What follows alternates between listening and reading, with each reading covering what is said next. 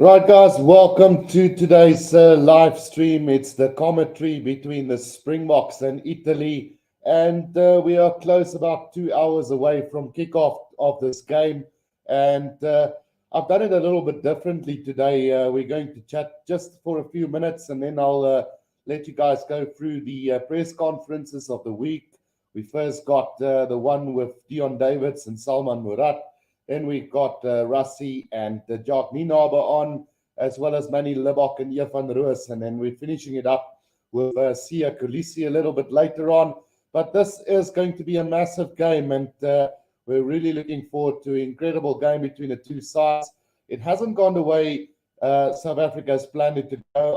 I was one in front at the start of this end of year tour when I did say that the Boks might end up winning 1 out of 4. Now it's a grim possibility that we might even lose to Italy again. 2016 is coming back to haunt us once again after Italy disposed of Australia last week.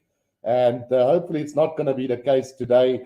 I think every Boks supporter are craving a victory once again. We came very close against Ireland. We came very close against France. And say what you want. There was some controversial decisions by the referee in both games. It's got our SA director, Rassie Erasmus, banned yet again. And it's part of the game. A lot of people asking whether it is targeting the Springboks by going and tweeting all that stuff, and whether it's good for the game. I personally feel that although the referees have been really disappointing, it is not his place to go out and say that. I know I am backing him 100%, by the way. Anything that he does say or do, we will back him as Springbok supporters. So, I mean, what right is right and what's wrong is wrong. He was right in showing that to the world, and he was wrong in really the way he handled it. But either way, it is what it is. I'm going to leave you guys now with the clips from the press conferences from the week, and I will be back a little bit later to discuss how things are going to go. Just before we go, let's quickly go through a couple of comments that has come in. Lawrence Reader says, it's not that all the outcomes is controlled by the ref. And Justice Service says, Italy is in deadly form, as well as they got quick players than we do. So we will go through that team lineups a little bit later on. And Lawrence, you are right. It's not that all outcomes is controlled by the referee, but I do feel that Wayne Barnes had a terrible 8 minutes in that France game. Before that, he was brilliant. And somewhere down the line, he lost the plot. And it's also true what Justice players. I mean, they've got the likes of Ioane and Bruno, but whether they are quicker than us, we'll find out during the course of time. So, before we go, the build-up will start at 2:30. And with that, I'm going to leave you guys with the first press conference of what is going to come. Hey, gentlemen on the high table. Coach T, regarding the set piece, can you comment on this aspect, especially playing against the heavy French back, then losing Peter Steph early, which might have affected both the lineouts and scrums? You'll probably take a lot of positives out that game coming into this week after the team review that you guys just have done. Morning, Nathan. Yes, it was quite a good contest, much as we expected it's going to be in terms of the scrums and the lineouts. I mean, obviously, I think we got disjointed. We lost Peter Steph early, but I must commend the players in terms of how they reacted towards that, how well they've adapted towards that. We might put ourselves a bit under pressure at the start, but we recovered well. And I think in terms of the rewards and the execution in terms from the lineouts and the scrums as the game continued, I think the guys really, I think, have done well under those circumstances. Justin? Thank you, Zina. Good afternoon from this side. Good morning, Salman, Coach Dion. Salman, this one for you. As players, we often say when winning, it's difficult to learn. 2 defeats in a row, despite all the positives, do you guys, the confidence is still up there, and you do feel that you are learning, continuously learning during the process? Hi, good afternoon, Justin. Yeah, I think not only did we learn, I think we got some good answers from those games. We obviously we had a plan, and I think the guys fulfilled that plan properly and to the best of their abilities. I think for majority of the game, we really did well. Maybe at certain areas we will look at where we can improve. But within saying that, I think it's like you said, losing is never nice. But I feel that when you lose, you learn a bit more. Those games could have gone either way. Mike? How's it, guys? Question for Dion. The Italians seem to be having a bit of a renaissance of late. Just your thoughts on how their rugby's going and the threat of their forwards. What do you make of Italy? Mike, no, I think the Italians is a very good coach side. I mean, they've got some good systems in place. They come a long way with the head coach from Benetton and certain other coaches into the Italian side. They get good rewards in international rugby. They've beaten Wales away, which is not easy to do there. They've beaten Australia now, and they've also beaten us in 2016.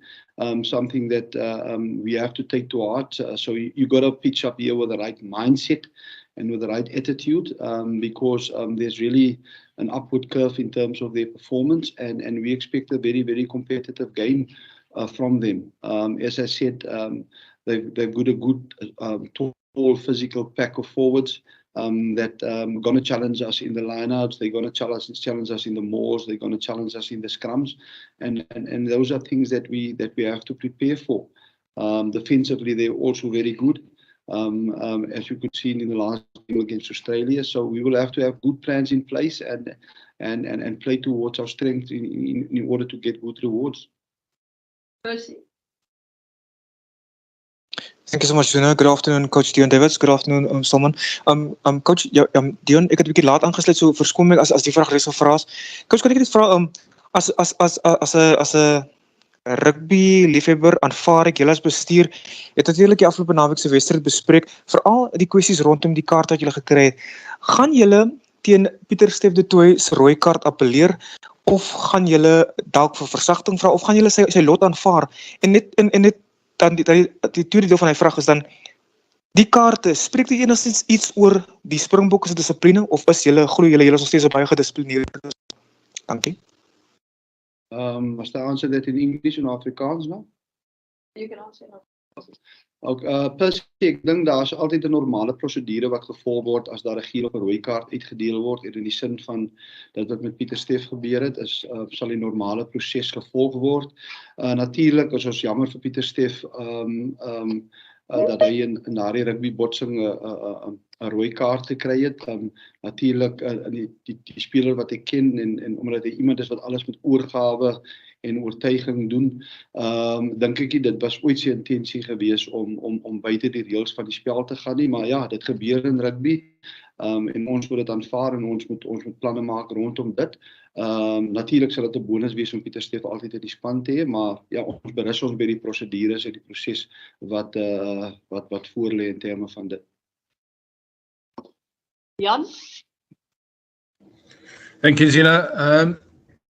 Dion, sorry, this is to follow up on what you just said in Afrikaans. I understand that you have to follow the process. So red card automatically means there's a hearing. That's the regulations say. Do you guys know yet when Peter's hearing will be, and can you guys plan around that in terms of the Italian game? Pieter Stef's hearing will be tomorrow, and obviously if we have an answer tomorrow, we will do our plans according to that.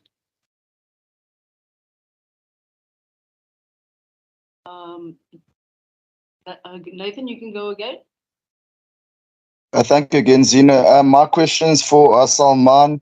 Salman, obviously you've mentioned, obviously haven't featured much, but you just spoke about confidence and answers. From all the analysis and feedback, do you feel the squad is on the right track, even though the results aren't there? If you're looking at stats, in the last 10 games, you guys won five, which makes it 50% success rate. Yeah, I think we're definitely on the right road. I think in rugby you tend to look at the results, but I think if we look at the process and the way we performed and the way the pack went, the way the backline went, I think we can be relatively happy. Obviously, it's not, like I said earlier, it's not nice losing, and it's not good for any team to lose. But I mean, if you are happy with your processes and you know what the plan is, I think we are in a good place. Yeah, I think the next couple of weeks will be very tough. It will be very challenging, and I think we'll do the same thing. We'll focus on our processes, and hopefully we get the result. Ross? Thanks, Zina. How's it, guys? How's it, Dion? Obviously, coming up against Italy now after 2 losses, you guys sort of have to balance carefully, you know, making a few changes with also trying to get a win on in the tour now. I see with Salman there, you guys might be giving Eben a rest. But other than Peter Steff and maybe Cheslin with his concussion, are there a few other changes that might be made? Or are you guys going to try to stick to sort of a similar team that you've gone with the last 2 weeks as you try to get that win? Ross, yes, I think Salman alluded to that. I think in the past couple of games that we played, we got a lot of answers in terms of things that we've looked at from a selection point of view, from a playing point of view, from an individual or player's point of view. And we will continue with that specific process. I mean, Salman sitting here next to me, I mean, that must give you an indication that he might be in the starting lineup, or he might be playing from the bench this coming weekend. And that is still part of our vision to answer certain questions in our build up towards the World Cup. We've got a big belief in terms of the squad that we have and the ability of the players. We've got a lot of respect for the Italians looking forward. Yes, we play every game to win, and losing that. It's important for us to stay objective and positive in terms of where we are, but also blatantly open and specific to where we need to improve. And we will approach that game with this with that mindset, yes, in order to still seek for answers, but to work very hard to get a better rewards in the last 2 test matches. Justin?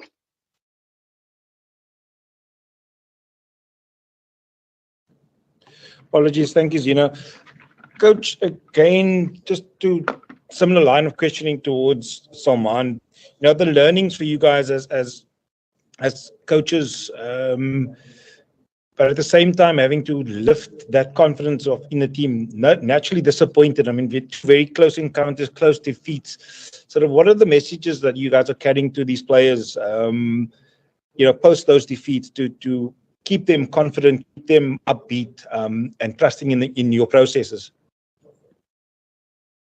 I think the basic thing is that when you go into a specific game, obviously you have a plan in terms of how you want to approach the team, and you develop certain strategies according to that. So when you review, assess that, it will always go back to listen. Let's talk about the effort of the players. Can we follow the effort of the players? In the past 2 games against Ireland and especially against France, having lost players early in the game, playing with 14 players for 65 minutes, I think you can't follow the effort of the players. So that's a big box in terms of that we can tick in terms of how our players respond and in playing against such tough teams and how they work hard in order to execute their plans. And then obviously the second 2 things is we have systems in place for different things. So whenever there's a mistake, is to be realistic and open and looking at that and see where we can improve in terms of executing our roles, or where we can improve in terms of our skill execution. So giving the players that overall positive or overall picture, a realistic picture in terms of what actually went wrong in terms of our plan and in terms of execution. I think that creates the platform for us to understand in terms of where we are and where we need to go. And I think that that keeps us aligned in terms of what we want to achieve. Percy, was your hand up again? Yes, please, Zina. Apologies, Coach David. You didn't answer the second part of my question, so sorry to do this to you. Can I just ask you, is Pieter-Steph du Toit going to stay with you guys for the rest of the tour? And what is these 2 yellow cards? It's form part of rugby, but does it say anything about the Springboks' discipline? Obviously, Pieter-Steph staying with us is dependent on the hearing tomorrow. And I think the director of rugby and head coach will make a decision according to that after tomorrow. And I think, as I said, Percy, if you look at the yellow and the red cards, I don't think there's anything wrong in terms of the discipline of the players. We've got quite an extensive process in preparing our players and coaching our players to understand the rules of the game. Those are things that we role play in our training session. Also working hard in terms of their skill execution in order not to find themselves in poor positions, whether it's breakdown, tackling, or ball carry, that might lead to situations where they get exposed to that. So yes, these things unfortunately happens in rugby. Obviously, as I said, we look at it each and every one quite clearly. We communicate. We try to communicate with referees off the field and on the field to get a better understanding in terms of how we see it and how they see it and how we can be better in that. And that is a continuous process that we follow. So I hope I answered that question. Thanks, guys. Thank you so much, Coach. We'll switch the floor now over in Italy. So, Dion, are the performances of referees these days more under the microscope because of the top 10 teams that can beat each other on a certain day? And I think I don't want to actually elaborate on the performance of the referees. I think that is obviously the role of the referee manager in World Rugby to do that. But yes, we're playing. If you look at the score difference in the different teams, of the top teams playing in the past couple of test matches where we were involved, it's tough test matches. There's a margin of 1 or 2 either win or losing test matches. So obviously we understand that in those circumstances with the pressure on players and referees, there might be situations or decisions where we see something differently than they see something differently. And I think that will always be under spotlight in terms of right or wrong. But for us, looking at things, it's always trying to have an objective idea in terms of where do we lie, in terms of our interpretation of what we see, and that is, as I said, which we always try or we work very hard to communicate off field and on field with the referees prior to games, after games, during the week, getting referees in to give us certain explanations in terms of our executions or certain situations where we might have been at fault, in order to develop our growth in those specific areas. And I think that is it has been our approach from the start, and I think that will be continue our approach from the start. Not to criticize, but in order to get a better understanding. Is there enough honesty in that process, and can one improve that process, and how can one improve it? That's a very difficult question. I think from our side, we try to be transparent and as open and honest in terms of how we see things and interpret things, and we go with that clarity into a game. Obviously, in games, at times we get rewarded, at times we don't get rewarded. Obviously, at times maybe we maybe don't get rewarded the way we saw it, the way we understand it, and that at the end of the day might lead to a discussion after the games in terms of where we can improve or how did the referee see it. And I think in my understanding, I think that might always be there, and that is just something that we have to continue trying to improve in order to get a better product on the field. When we play. How does that affect preparation? Because it's clear now that you have to prepare for the game and the opposition, but you also have to prepare for the referee and their particular interpretations. No, it's something that you will have to balance, because at the end of the day, we don't want to confuse our players in terms of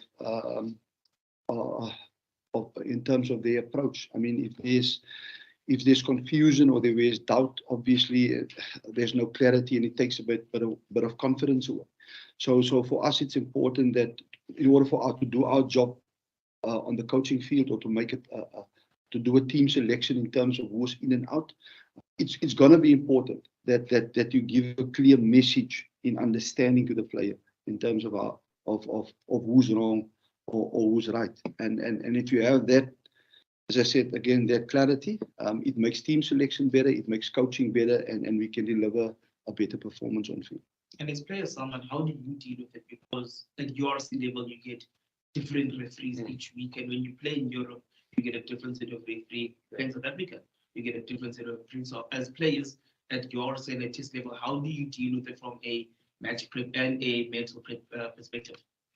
I think what the coaches really do well is they prep us on the ref that we have for that particular weekend. So I think so we get a fair amount of background on them. We know what they we know what makes them tick. We know what they're a bit more strict on. So I think that helps us a lot. But us as players, I think we just have to adapt on the run. I think some days the refs see a certain action in a certain angle, where we see it in a different angle. But I think we're always going to have our differences. I think, but it's about how we adapt during that game. Dion, Chisholm seems to got under the radar with the also looking for. Sorry? Chisholm has seemingly got under the radar after coming off from that DuPont challenge. How is he looking for this game? Our response from the medical staff is there's good progress in terms of his recovery, and there's a good chance that he might be ready for this game.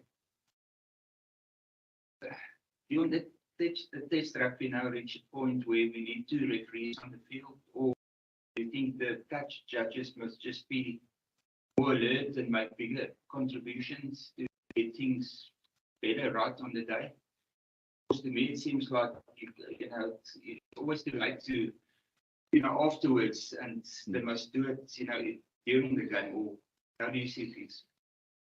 I think I think the way I understand it, that the referees and touch judges and the TMO approach the game is that they work as a team, and I think that collective working as a team is very important at this level. I mean, as someone also said that on field you look at different angles to different situations, and sometimes the referee is in a poor situation for a pass, for a tackle, or infringement at a breakdown, but the AR might be in a better position looking at that, or the TMO with his bird's eye view on stuff might have a better view on that. And I think to get to conclusions that might affect the outcome of the game, okay, which affects individuals' life, coaches' careers, players' careers, and everything that's involved in that. I think it's utterly important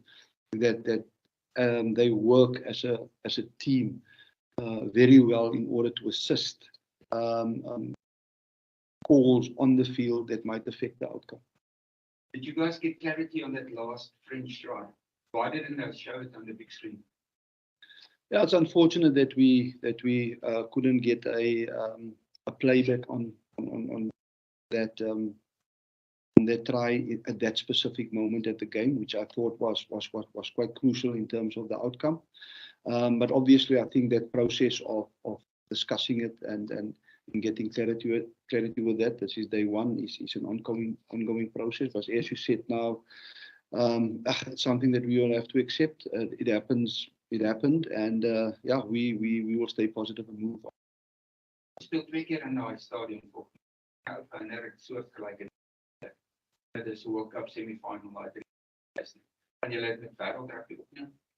Hendrik, is 'n fantastiese stadion, is 'n wêreldklas stadion, is in my opinie van al die stadions wat ek gesien het is en ervaar het, is ek dink dit is een van die beste stadions en as met so 'n kwaliteit omgewing, kwaliteitsstadion verwag jy dat tegniese hulp wat daarmee gepaard van op daai standaard gelewer sal word en ek dink ek vertrou dat dit deel van wêreldrugby se proses sal wees om te sorg dat by die stadions wat ons gaan speel dat ons op standaard sal wees in terme van uitvoering van.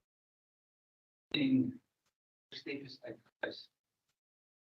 Dit nou 2 seisoene Ramos gaan hoogtrap om uitwys, kan julle hom uitwys? Jy sê eintlik so ek sê Is moeilik. Is moeilik. Ek dink ons het dit bespreek. En aan die einde van die dag dink ek sal ons hoofafrigter seker 'n bietjie meer terugvoering gee. Just to the rolling balls, they worked and didn't work. There was 3 rolling balls where should have scored penalties again with no yellow cards, but also the rolling balls were a source of point scoring opportunity for those. And that proved that that's It's actually more than that. So in close to the try line, obviously we got a reward from a try, but then also we've got I think two or three penalty advantages, which I felt we could have get better reward in terms of that. So we quite happy is not the right word, but I mean we quite satisfied looking at that in terms of the rewards that we got close to the try line in terms of that. Obviously we want to score from every maul, but because it's such a dynamic and a strong contested area, it's sometimes difficult. But looking back at the game, I think under the circumstances, looking Stef de Toit and being restricted to 5-man lineouts and stuff, I think the guys really adapted well and executed that well. And then also upfield, I mean, I think we've got some good rewards also, penalty advantages on those mauls, which allowed us to play or to get territory advantage. But yeah, as a Springbok pack, I said we still working very hard in terms of ensuring that we get better in every department, and that will continue to be an area that we will work on very hard. Someone just focus to understand Italy is test because you have played against Zagreb, played against Benetton regularly in your seat. That will give you a far different picture of the Italian team and the fact that they go into this game on the back of 3 consecutive wins. Yeah, I think Italy is definitely a quality side. If you look at Zebra, they said in the URC, were a much improved outfit. I think they played the top 3 teams in the URC in the opening rounds, and I think they lost by like 3 to 6 points. And then Benetton, I think they've always been a quality side. A few years back, they played the Bulls in that Rainbow final, and they showed the quality there. And the Italian side will be a well-coached team, well-drilled. Set piece, they'll be really good. They'll be really good at the scrums. So we're gonna have to match that and definitely bring our A game. And at the end of the day, they're a passionate country, and in saying that, I think they'll definitely be up for it. Dion, how key is it to get a positive result? Italy are playing well, they're playing well in the past 2 tests without getting a result, and that is something that the South African rugby public don't always look at the positives of a game. They just read on the result and say that South African Springboks have lost therefore they're not playing. How important is it to balance getting a result, a positive one at that, but also ensuring that the developmental steps that you guys are clearly after are also being fulfilled? Definitely, listen, we play to win every test match. I don't think there's a Springbok team that ever went onto a field not to win a test match. And if you look at the effort of our players in the past 2 test matches, losing by small margins, there was always the drive to get a good result. And obviously, you're disappointed in terms of that. But yeah, our approach for this coming test match and the one against England will be exactly the same. no matter who wears the Springbok jersey. I think if you get into the team, it's well deserved. There's qualities in the team. I think we work as hard as possible in terms of our approach together with all the other games to ensure that we get a good result. And yes, we will go into this game and again approach it to win the game. Jonas, dis waarskynlik die moeilikste ene, maar baie afrigters is frustreerd omdat die toetsrugby so naby mekaar is en die spanne so naby mekaar en eintlik die topteam kan wen. Baie afrigters is frustreerd oor die skeieregtersbeslissings. Baie afrigters kry dalk joernaliste om hulle saak te bedryf, nie eerlik daaroor nie, weet of hulle agenda bietjie te stuur in die media. Die Springbokke is meer eerlik daaroor. Hulle sê wat is fout en wat die stand van skeieregters is. Word Springbokke dalk bietjie onnodig gebrand omdat die Springbokke meer eerlik is oor skeieregtersbeslissings. Daar's baie mense daar buite wat wil hê die span moet dan met meer eerlike proses teenoor die teners wees met skeieregters. Hendrik, is moeilik om namens ander spanne te praat en goed te ek bedoel jy het nie daai agtergrond of daai insig nie. Ek dink net ons intensie nooit is om so ek sê ons het 'n baie oop en deursigtige proses wat ons volg, wat bekend is aan die media, aan die bekend is aan die span in terme van hoe ons dinge benader. En ek dink dit is belangrik dat 'n mens dat 'n mens nie dinge aanvaar nie. Verstaan dat jy as jy sterk voel of goed of jy dink dit kan 'n positiewe bydrae daar tot die uitlewering van 'n beter produk en as jy jou span wil verbeter. Ek dink dit is die regte dit is 'n proses waaroor jy moet kan gesels en dit is 'n proses waarop jy moet kan debatteer in terme van om iets beter te kry. En ek dink dit is ek dink daar is enige intensies met slegte intensies met enige iets nie. Ek dink nie dit is basies om te sorg dat ons beter raak en dat ons die produk wat ons op die veld liewer beter kry. Die Springbokke is eintlik bereid om behoue te vat. Wat afrigters vir dieselfde. Die Springbokke vat baie op en van die veld en ons aanvaar dit as deel van die spel. Thank you very much. Right, guys. So, what have we learned from this press conference is that the Springboks will come out here today to absolutely win against this Italian side, and without a doubt, in my mind, they will play to their strength. We've seen the squad that has been selected for this game clearly indicate that we won't take the Italians lightly today, and we've also learned that we do get a lot of backlash from the journalists and the public regarding what Rassie has done with the videos and stuff. But fair enough, we are getting targeted a lot more than other teams. It could be that all this complaining and arguing could lead to the referees being a little bit more strict on us. It could be true. I personally don't feel it's the case. I think we just must learn to play to the whistle and just adapt. I mean, if you look at the try from France last week, where it was considered a double movement, there was a penalty advantage coming for France, and they probably would have scored right after that had there not been a try awarded there.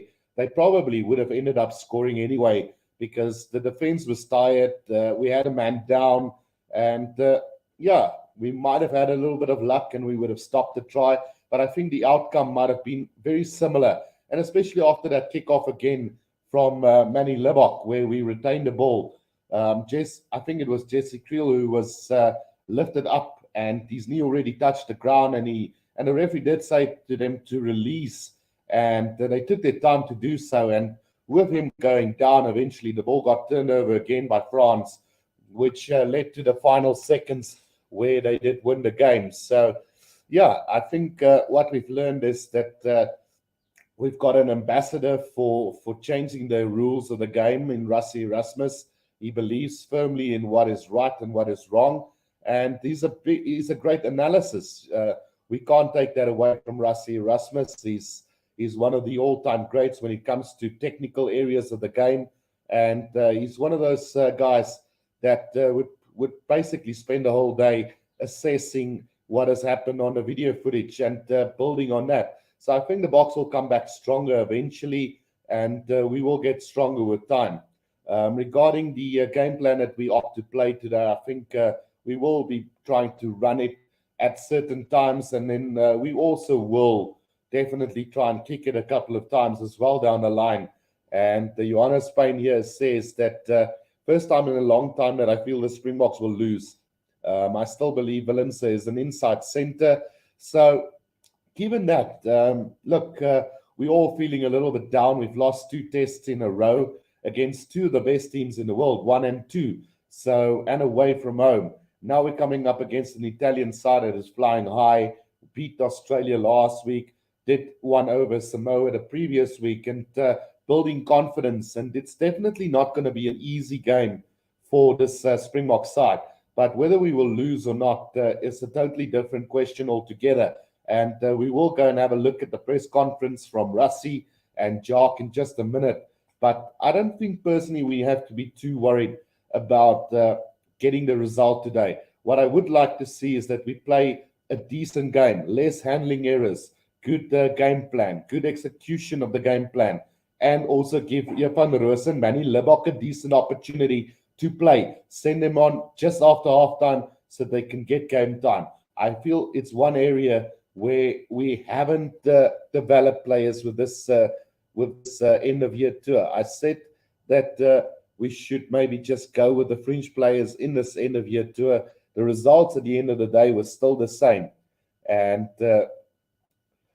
Hendrik said that Nas always said that a good team must win everywhere in the world. And it is true. If you're good enough, you can beat anybody. Just look at the All Blacks, for instance, now.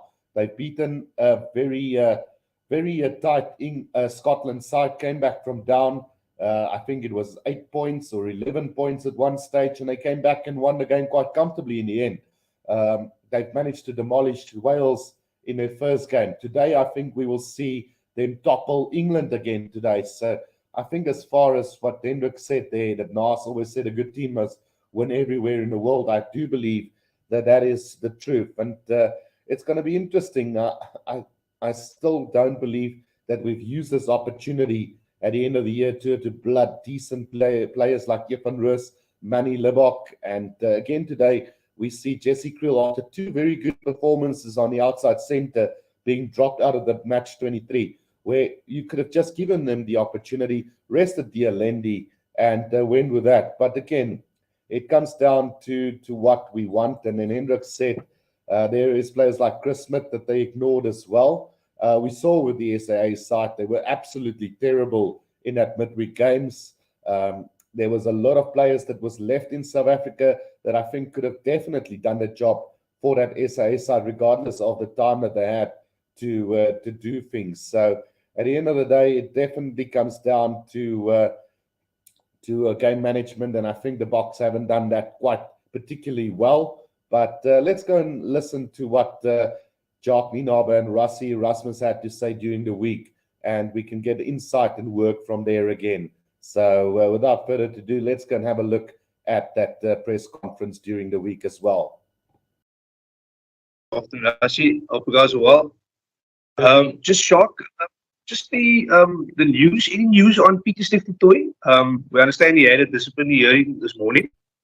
He's obviously not in the 23. Could you tell us any news about that? Thanks. Mobeen, yeah, no, his hearing is only tomorrow morning, and it's quite normal because sometimes the judges and stuff are all over, so it might be from Australia. So his hearing is only tomorrow morning. Thanks. Nathan? I just got one each, but I'll go for Jock first. Jock, we saw a new dimension in the Boks game plan as his side was evidently more expansive against France. Is this something that we should be expecting going forward, a variety, especially against a flashy Italian side? Yeah, I think, yes, we'll always try and kind of develop our game plan, and I guess you can only you can only play to what the opposition give you. So we thought that it was a good strategy against. It would have been a good strategy against France, and there was some opportunity for us in the front line, and we took that. And we will have to see against Italy. They're well organized side, and we will have to have a look and see where do they give us space, and hopefully if the weather plays with, we can have a nice game again. Great. Thanks, Hi, Jacques. Rassie, I guess you're there for reasons also to do with tweeting. Can we address that? Your sort of what's the right phrase? Your criticism of some decisions. Are you not worried that you're going to be landing in hot water with World Rugby yet again? No, Craig. Yeah, no, I'm actually here for more than just that, but you're welcome to ask that. Let's get the elephant out the room then. Yeah, of course, no problem. No, Craig, I think if you mind, I'd spending a minute or so on this. I think we've always had the thing where we hashtag stronger together, and I'm talking about South Africans, and I know we when we get media out there, it's all over the world, and we've always been really close to our fans. So for us, the fact that when something goes wrong on the field. And I'm sure people form their own opinions, that I understand. But I think if you go and listen to the tweets, it's actually for South African supporters to understand that, listen here, there's something that some guys are doing really well, which we either don't understand, maybe a player on the opposition side. Cheslin's, obviously Cheslin can't go in that high. If he's not going to tackle the guy back, he'll have to go lower. And I think if you go and read the tweets, I think people immediately adjust something to the narrative they want to put out there. So I think, even in tweets where we said, with the TMO apparently not being available, we said, I don't believe Wayne Barnes will let that go and just say, listen, the TMO is not available. I just can't believe that from Wayne Barnes. And that's why we say we have no qualms with that try. So that is for South African people to share with them that, listen here, when we pass a pass of 10 meters, it's an optical illusion. It looks forward. And then a short pass of the same thing doesn't. And if we don't learn from those things and get those things right, it will never change. So, it is, I understand. But, again, I don't tag people. I don't say it's the referees. I've never said something like that. I'm saying these are the things we must fix. And, if somebody don't want to follow that, unfollow me or mute me. But surely there's South African supporters that would like to know where we're going and where we're getting it right and where we're getting it wrong. If it is the way we communicate, the way we read the game, the way we do our actions when we fall on the wrong side, those are things that we need to fix. So no, it's not having a go at the referee. Because if that was having a go at the referee, I don't think Wayne Barnes will make all of those bad decisions. I mean, he's the number one world in the referee. He's more than 100 test matches. It's obviously something on our side that we have to fix. And, again, I think South African supporters would like to understand that. And then if people put a narrative to that, that I can't control, unfortunately. Heinz? Hi, gents. Hope you're well. Just back on selection matters, Jock. I suppose I'm not taking anything away of how well Lewitt and Sous and Eben have gone this past season, but it's quite a nice position actually to be able to pick the top URC side in South Africa's established lock combination, for a test of this magnitude. It's obviously a real bonus that they have that rapport, at franchise level as well. Yes, no, definitely. And that came actually up in the selection meeting when we discussed it, because obviously we felt a guy like Eben has served us in all the test matches up to now. So a purely rotational decision there. And also Saman has been training well, and he deserves an opportunity and a chance. And but we could have done it in a way like I discussed last week, where we only put Salman in and maybe play him with Sous, or only put Marvin in and playing with Eben. But we felt that combination at URC level gave us the opportunity to start with both of them. And the nice thing is you still have Sous there, or Franco Mostert there playing at 7, and then Eben that can come off the bench. So yeah, I guess you right in that we are fortunate in terms of that. Morena?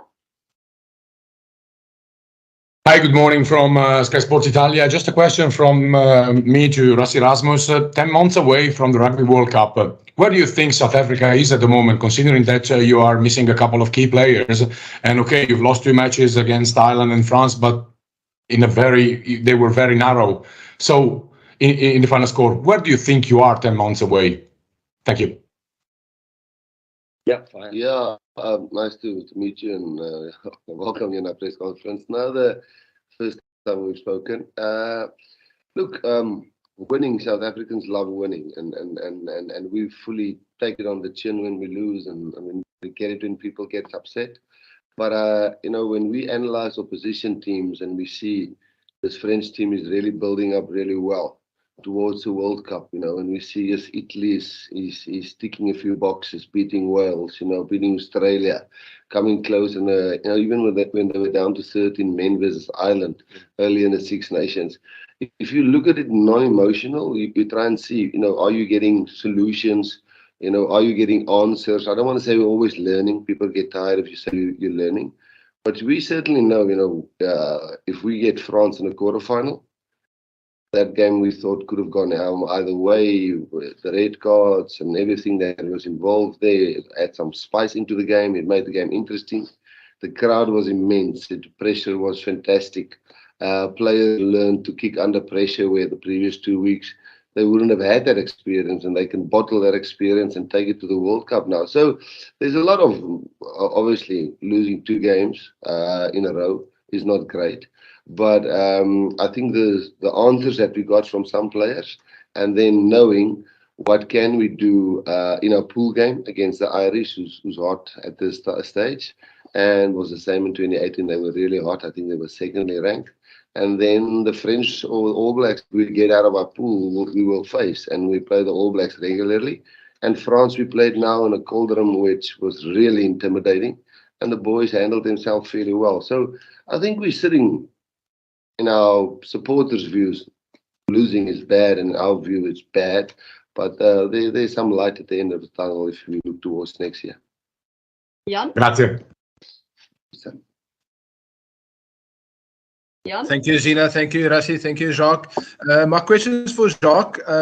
Jacques, obviously, before the team announcement, there were questions around Malcolm Marx's fitness, Cheslin's injury. Can you give us clarity around those and how serious they were, or are they still doubtful? Yeah, Cheslin was HIA, so he just went through the normal protocol, but he's cleared. And Malcolm had a little bit of a knee, but he trained the whole session yesterday. So no, he's good to go. Grant? Thanks, Tina. Hi, guys. Just to Jacques, how close would you say Manie Libbok is to starting at 10? And for Rassie, I just wanted to ask you your thoughts on Lukhanyo being nominated for World Player of the Year. In terms of Manie, if I can put it like that, 1 injury away. If you think about it, if he's our backup 10 currently, so yeah, I guess he's really close. And like I said last week, the reason why we selected him is he's training well. He's now, I think, it's now the 4th or the 5th week that he's been with us, so he's comfortable in the system and growing within our environment. So yeah, I think he's slotting in nicely. Ashfaq? Yeah, I wasn't. You look on your own. Yeah. Lukhanyo, obviously we're missing out on a few players currently, but I don't want to mention that because it's going to sound like excuses, and every other team has also injuries, and that's this time of year for the Southern Hemisphere teams. We do have a lot of injuries, but he's just a really special player. So no, I'm not going to talk long about it, but the first time me and Jock saw him is when we coached Porter at club trials. And this guy just stood out. I think he was playing with a pair of tackies. I don't think he had boots on. And we found the agent from there and said, listen, you must look at this guy. He's not going to get the exposure. And then from, I think, moving kings and all over the place, he pushed right through to now being nominated as one of the World Players of the Year. It's a pity he couldn't showcase now at the end of the year now what he can do to be fresh in the guys who ever decide who is the player of the year's minds, but we're very proud of him. And especially because he came from, I wouldn't say poor background or disadvantaged. I think he had to fight really hard just to get into teams and to proper systems. And then on the field, he's just a fantastic player. Ashvan, that will be the last question online. Hi guys, hi Jacques and Rassie. Jacques, just quickly on the centre combination of Damon Dialendi moving to outside, and you brought under essays in there, and Jesse Kiel not in the mix. And then Rassie, for you as a guy who could play all three loose forward positions, having Franco Mostert there as a 7, and you've got Evan Roos as a impact off the bench. Just how do you see that balance of the loose trio starting and off the bench? Thanks. Yeah, in terms of Andre, yes, I thought Jesse did well, but I think Rassie mentioned it early on. You know, some of our players won't be available against England because it's out of the test match window, and Andre is one of them. So, and he's been with us now for the whole year, and he's been training well, and he deserves a chance. You know, and we always earmark this game if there wasn't injuries. To give him a proper go, and yes, I think we think the combination with Andre and Damien is a great combination, especially when you face a side like Italy. But certainly Jesse was exceptional, I think, in the last 2 games that he played for us. So yeah, looking forward to seeing the combination of those 2 guys together. Cool. Guys, we're going to speak. Another question. Yeah, add one. Yeah. Yeah, so yeah, just on the loose forwards, just adding to what Jock's saying is I think the things that we're learning now is that, not learning, people like that word, that we're getting answers or solutions on it. You know, we now know about the kickers, who can kick and who can handle pressure like that. We now know if Lukanju is injured, we know Jesse was really to do well against Ireland and was really proper again. And now we want to make sure that a guy like Damien, which has played a lot of outside centre for us, now slots in, starts a game against a quality team like Italy, who beat Australia last week. So, you know, again, there we're going to get some answers. And then on the loose forwards, you know, I must actually tell you, Mani was one of the guys who was really creative. He was sitting next to us on the bench and making sure when we were 14 men and 13 men, and then we took Kwacha off, and you know, Dion went on and he got a yellow card, and we really had to play around to try and get lineouts when we were only 13 men.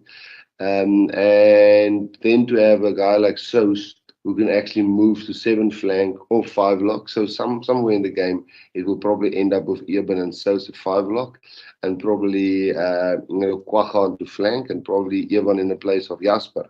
It will probably pan out something like that, because we know we'll have to need that kind of impact against Italy, the way they've just been growing as a team. Thanks. Thank you. Guys, questions here? I think this game for the Boks in particular, when you look at the past 2 weeks, there's been a very significant upward curve in how the team has played, but it hasn't necessarily reflected in the results. So how does that now counterbalance the need to perform well and also win at the same time against what looks like a very dangerous team? Yes, I think that's it's a very important game for us. We need to get momentum back, you know.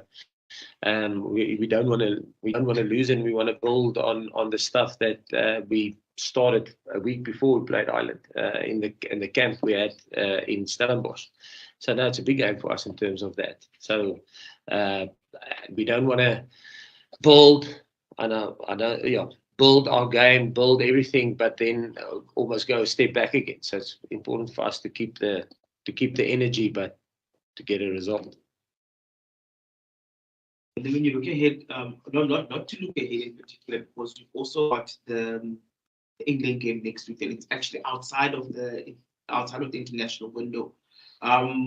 You also need to have a few questions, a few answers from some of the players who may not be available for next week's game. In the fact that some of them, like Andre, for example, has been part of the camp and actually hasn't been able to get game time. Yes, 100%. So yeah, there's I think 5 players in our group currently who's here with us who won't be eligible. All the French and the English-based players, they won't be eligible for next week. So yeah, so that's their last opportunity now. And then next year it's World Cup. It's a World Cup year.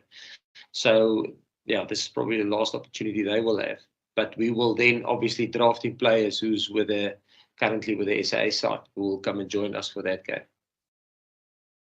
Do you have an idea of which players from SA? Because I mean, like Trevor, for example, has been part of the group, but hasn't played this week. So, do you have an idea of which SA players will be drafted into the box squad for next week? It all depends on who gets injured on Thursday and who gets injured and how well the guys play on Saturday.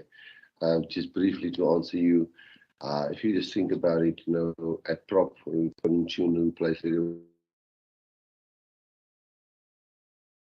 We've given Dreba, he's on standby for us if we do get another injury. We have the other 2 props who played there. At the lock, we've now given Marvin Ori, we're giving him a proper start to run the lineouts for him. So playing 7 if we get. So there's a lot of thinking behind it when we plan the games. Again, Salman starting a proper test match at 4 lock where he's comfortable with. Having Ivan Ruiz now in the mix, having Jasper back.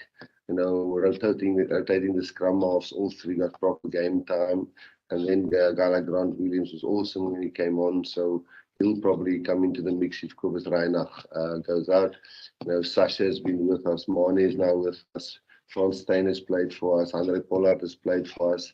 At inside centre, Andre Pollard can play 12, Damien Dalende can play 12, Damien Willemse can play 12. We're now seeing how well Damien Dalende will start at 13, with Jesse doing well. We've tested about 4 different wings, 5, Mpimpi is not in the mix this weekend. And then at fullback, we had Willie, we had Damien Willemse. So I think we are really, really set up, if the scores go our way, that we can go into the new year knowing that there's a bunch of players that really can do it at test level or not do it at test level. How important does Thursday's game become now from this perspective? Because as you just explained that it will provide answers for particular players. When you look at the incremental improvements made by the SA last week, just speak to us about the importance of what that game will feed into for next week's game against England. Yeah, just because it's a thing linking up with Jock's side. I think the thing for us was, we know the weather in Ireland, and we know the first half was a 20-point wind, 20-point rain. We know that, and for guys who hasn't played there, the pressure of turning around from 28 points. And I think the guys just before halftime, they scored a try, and it's a bunch of youngsters that was thrown next to 1 or 2 really experienced guys. But what we look for in a game like this is for guys to really put up their hand and say, even though the team is not maybe winning, I'm ready to play Springboks. So the same with the Bristol match. I think it's going to be an open running game depending on the weather. But there was a few, I can say it clearly now. Grant Williams was the guy who put up his hand and say, hey, I'm ready to play up there. And we don't want to single out guys because we're not the whole selection committee here. But that's what we want from the guys who's playing in that SA. Santiago? Sorry. Indrek? Okay, cool. Thank you, guys. Thank you very much. So, what did we learn from that press conference is basically that Rassie Erasmus did challenge the referee, and he copped himself another ban there. And that was his last press conference before he actually got the ban. So we're lucky enough to have that on the channel as well. I think personally, this game is going to be a big one for a couple of guys. And let's quickly go through that Springbok team lineup just real quickly, just to have a look. So if we look at this team lineup, Willie Leroux, Cheslin Colby, Damien Dielendi, Andre Estreisen, Kurtley Arends, Damien Willems, and Faf de Klerk. And you kind of ask yourself, what do we expect from this side today against Italy? First and foremost, we need to win this game. I think it's non-negotiable at the end of the day. We always earmark this game as the one that we are going to win, or at least I did. I expected to lose against France, and I expected to lose against Ireland, and I'm almost expecting to lose against England as well next weekend. So this one is really the one that we should be winning. And if you look at this team lineup, it's clear that Jacques Nienaber and Rassie Erasmus both don't underestimate this Italian side today. Willie Leroux at fullback, he's played some exquisite rugby off the bench the last couple of test matches. We saw how he interact between fly-half and fullback with Damien Willems as well. So they're really doing well together. And I think this is the combination that we need to take to the World Cup, whether Damien Willems plays at 12 or Willie plays at 15 or Willems play at 15 and Willie come off the bench. You know, we're going to need Andre Pollard in that World Cup, unfortunately. And I think this combo of Willie Leroux and Damien Willems is going to be important. And that could be one of the reasons why Damien Dielendi is at outside centre. You know, he's been in exquisite form for the Springboks as of late.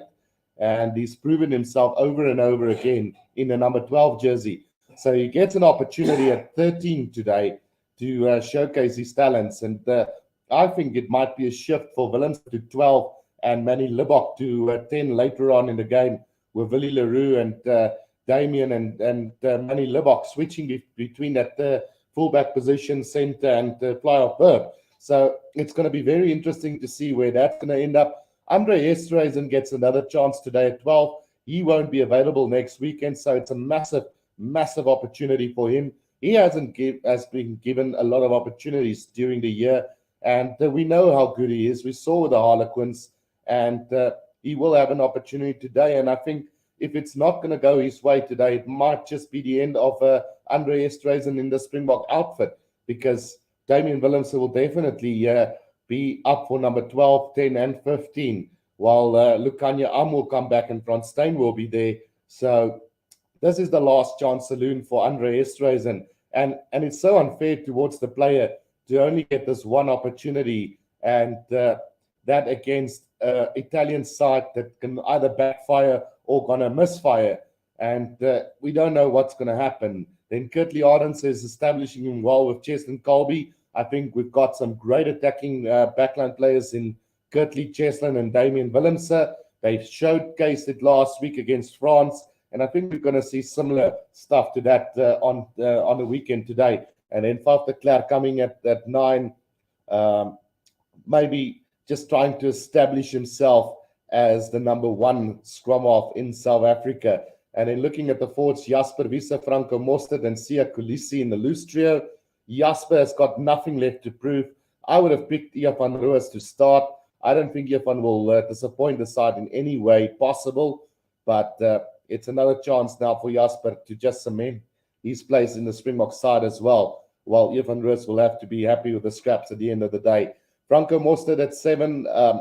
I personally not a big fan of this selection at 7. I do believe that Franco Mostert is an out-and-out lock. Again, like I said in every test match, that he has played at 7. I honestly don't believe he's a 7, but he gets an opportunity to show, maybe build some depth in that position as well. Not that South Africa need any depth, because we got the likes of Kwagga Smith, Marco van Staden, Peter Steff de Tooy. We've got Marcel Coetzee, Ian van Roos, Elrich Low, all of those guys that are standout number 7 flankers. So, yeah, it kind of doesn't make sense to me, but we'll leave it at that. Kolisi, just as always, captain of the side, and has played some really good rugby this year. Marvin Orie and Salman Murat gets an opportunity. I think it's a combination that was long overdue. I don't think they have played enough games together at the Springboks just yet. Eben Etzebeth and Lode Jager been used throughout the whole year. So it's a chance for these two players today to fire. And whether they will is another question altogether. And then Frans Malherbe, Bongi, and Oxnard in the front row combination, a very formidable one with Kitshoff. And then also Marx and Vincent Koch coming off the bench will provide enough. Then Eben Etzebeth again on the bench. I would have rested him completely and maybe have given Jason Jenkins the opportunity to showcase what he could do. Kwagga Smith on the bench along with Evan Roos, maybe give Dion Fourie another chance. And then Kobus Reinach and Manny Libbok on the bench, who I thought Manny Libbok should have actually started this game as well. And then Kobus maybe been given a bit more game time throughout the season as well. Wolfgang Redecker says the ban is unfair but typical of World Rugby response. Unlike the likes of Gatlin Jones, etc., Rassie does not defer to them. And then Dan Pat Rugby says, good luck from Italy. Do you think Rainer Smith could be a Springbok? Well, Dan Pat, nothing against the player. I think he's a very good provincial player, and he's played really well for Benetton Treviso, but I think he's got a better chance of making the Italian side than the Springbok side, especially with Willie Leroux and Damian Willemsen now firmly in that fullback position, with other guys like Apelile Fassi and Kurtley Arends, as well as David Kriel coming through beautifully for South Africa. I just don't think that there will be place for Rainer Smith in the Springbok side very soon. With that, let's quickly go and have another look at one of the conferences. We had Evan Roos and Manny Libbok during the week. So let's go and have a look at that before we do the build-up to the start of this game. Before now, we can hear you. Okay, Okay. cool, Ashfaq, you can go. Hi guys, Evan, you made your debut earlier this year, but you've had to wait quite a while now to get another chance. You must be really excited to get an opportunity against Italy. Yeah, obviously, I'm very excited. Yeah, it's still, yeah, I'm struggling to sleep at night. Yeah, it's been a while since I could represent the country, so it's always such an honor to be able to do it again. I can't wait. Guys, please raise your hands for questions. Just if I can ask Evan a follow-up, just in terms of your role of the bench, Evan, what are the coach's instructions and what do you hope to achieve? Obviously, it's awesome being part of the bomb squad, and just when I get on, just bring energy and presence and stuff, and just play like I normally do. Not gonna try something different or new, and hopefully that's enough. Carl? Evan, congratulations on coming back. With the Dupree twins also coming back into the fold, how do you rate the competition in the Springbok squad for position in the loose forwards, and what do you make of what's your personal opinion about the competition? Obviously, we are blessed in both squads with quality loose forwards. I mean, Jasper, Sia, Peter Steph, Kwagga, the Priya brothers, Pepsi, Noche at the SA. So yeah, competition is obviously very tight, and it's a good thing because it brings the best out of everyone. So yeah, I'm just trying to work on my work-ons and get better at what I do, and the rest will take care of itself. Justin? Thank you, Zina. Hi, Mani. Evan. Mani, for you, your moment last week, I mean, we didn't get to chat to you post that moment. How special was that? And now being able to follow that up with another opportunity this weekend must be really special for yourself.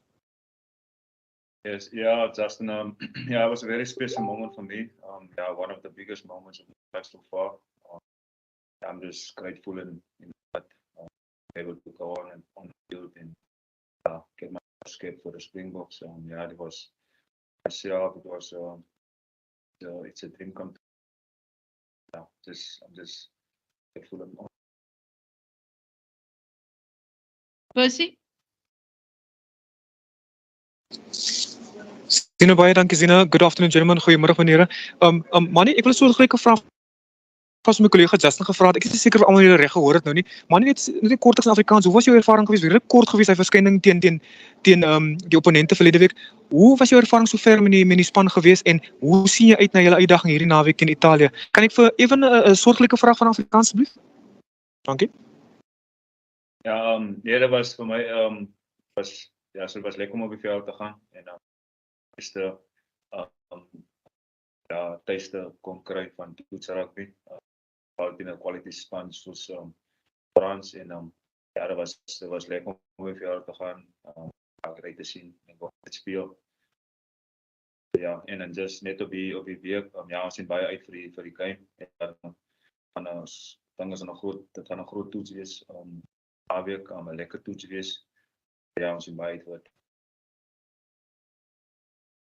Stel 'n vraag. Asseblief Ivan. Ja, yes, ja, laaste een alles my eerste smaakie gekry en nou ek het nou gewag en kry nou weer kans. So jy leer net hoe om dit te waardeer en as die kans so nie baie kom nie, maak dit net soveel meer spesiaal. En ja, dis so 'n groot eer om jou land te verteenwoordig en om daai groen draad te trek. So ek sien verskriklik baie uit. En Italië is 'n kwaliteitsspan. 2 wenne daar in 'n ry. So hulle is op 'n goeie paadjie, maar ons berei lekker voor. En hard geoefen die week en 'n goeie gevoel in die span. So ons sien baie uit.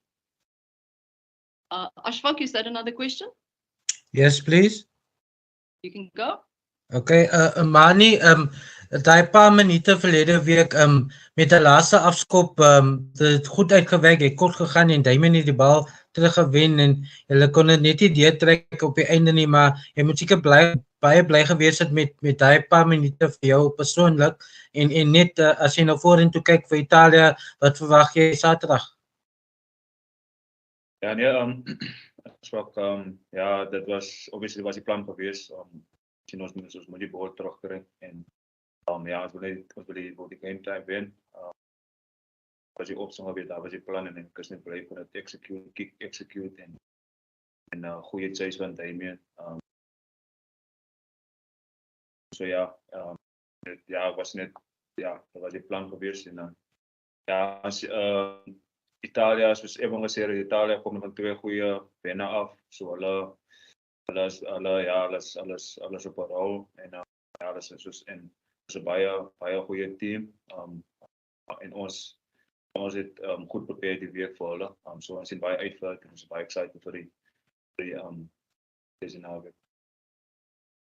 Ja, maar Mani, man kan ek net vra, het jy in jou boktrek geslaap Saterdag aan? Ek het amper geslaap en maar ek het voor die Vrydag voor dit ek kom ek het 'n groot oomblik gevat om na die try te kyk. Ja, en dit alles aangeneem. Ja. Okay, guys, we'll take 2 more questions from at home and then switch to the floor. I forgot, sorry, my fault. There's only 20 minutes for these 2 players and then 10 minutes for Kwagga. So, Percy and Carl. Oh, shame, Justin. Okay, jy kan ook gaan. Gaan, Justin. Baie dankie, Zina. Mani, to you again, in the release yesterday that we all received, it's highlighted that, you can cover quite a few positions within the team if needed. Does that give you a little bit of extra confidence knowing that your skill set, that it could mean you get used a lot more often because you can cover different positions within the squad? Ja, Justin, ja, ek is net, ja, ek soos, ja, ek kan 15 in center, 13 op cover. So ja, ek is net grateful vir daai en om weer iets te kry. En waar ook al die span, waar ook al die coach my nodig het, is ek reg om te gaan. En ja, is maar net 'n groot eer en ek sê 'n groot eer en honor om die jersey te dra en is altyd 'n spesiale oomblik om my jersey so ja, ek is net ek vat die rol aan met alles wat ek het en Sorry, could we just get it in English, please? Sorry, Zina. Jammer man. As well. in English. So yes, yeah, for me, I'm just obviously first of all, I'm just grateful for the opportunity once again to own the jersey. It's always, like everyone said, it's a very special moment. It's always special to get a chance to play in the jersey. So yeah, and for me, I'm taking on the role wherever the coach needed me. The game, I'm willing to go and just do my best for the team and Guys, we're gonna unfortunately just switch to the floor now because we've got 10 minutes left with them, and then if there is time afterwards, we can take another question from online. So, guys. Ivan, do you see yourself just as an 8? Well, I can obviously have a 7 and if needed 6, and I even scrummed at lock today, so a bit short, but if they need me there, I'll scrum. They'll just give me 21-inch studs and I'm there. But no, yeah, try to focus on 8 as my main role and 7 secondary. Even just talk us through the patience factor. Staying in a position where there's a lot of competition. There's injured Dwayne, there's Jasper, we saw Kwagga playing well at ages. Talk us through how important patience has been for you with how well you played in the URC, but also still having to wait for your options. Well, obviously, it's there's quality players in the 8 position. I mean, Dwayne, as you mentioned, that isn't such a role model. I learned so much from Jasper and Kwagga as well. So it's nice that competition is there, but it's also a thing where you learn from each other. And yeah, I'm still young as well. I still got a lot to learn. I'm only 22 now, so I'm just trying to take everything in. But and if I get the chance, and obviously I'll make full use of it and play it to the best of my abilities, and always try my best in training and stay as competitive as well. But that's the nice thing about this environment. It's competitive, but everyone helps each other. So yeah. Some of you guys on, we're actually talking. I think it was after the game. What were you guys saying to each other? After the France game. Yes. I told him he should have kicked left in space. And the kick off. Yeah.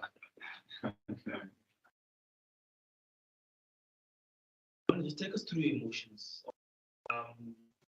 Just getting on the field, taking that kick off, just being in that environment. Yeah, obviously, yeah, for me it was special. It was really special for me, special moment. Yeah, it's one I dreamed of since I was a kid. And yeah, when I got it, opportunity to go into the field, to be honest, I was so energetic. I just wanted to get a ball in my hands and play. If I could have run from the kickoff with the ball, I should. But yeah, I was very excited, very emotional, but excited at the same time. Yeah, it was a very special moment for me. And what lessons did you learn from Dwayne? Yeah, it's more the biggest lesson. Biggest lesson. But yeah, it wasn't much a lesson. But me and him chatted recently and just said he'll always have my back and stuff. So it's massive to hear from someone who's one of your childhood heroes. I immediately called my dad and said that you won't believe what message I just got. So and obviously the normal technical rugby stuff, you always help me with the stuff. But there's just that little message that he sent me means quite a lot, and kind of puts myself at ease as well. Having known someone of that experience and stature that backs you.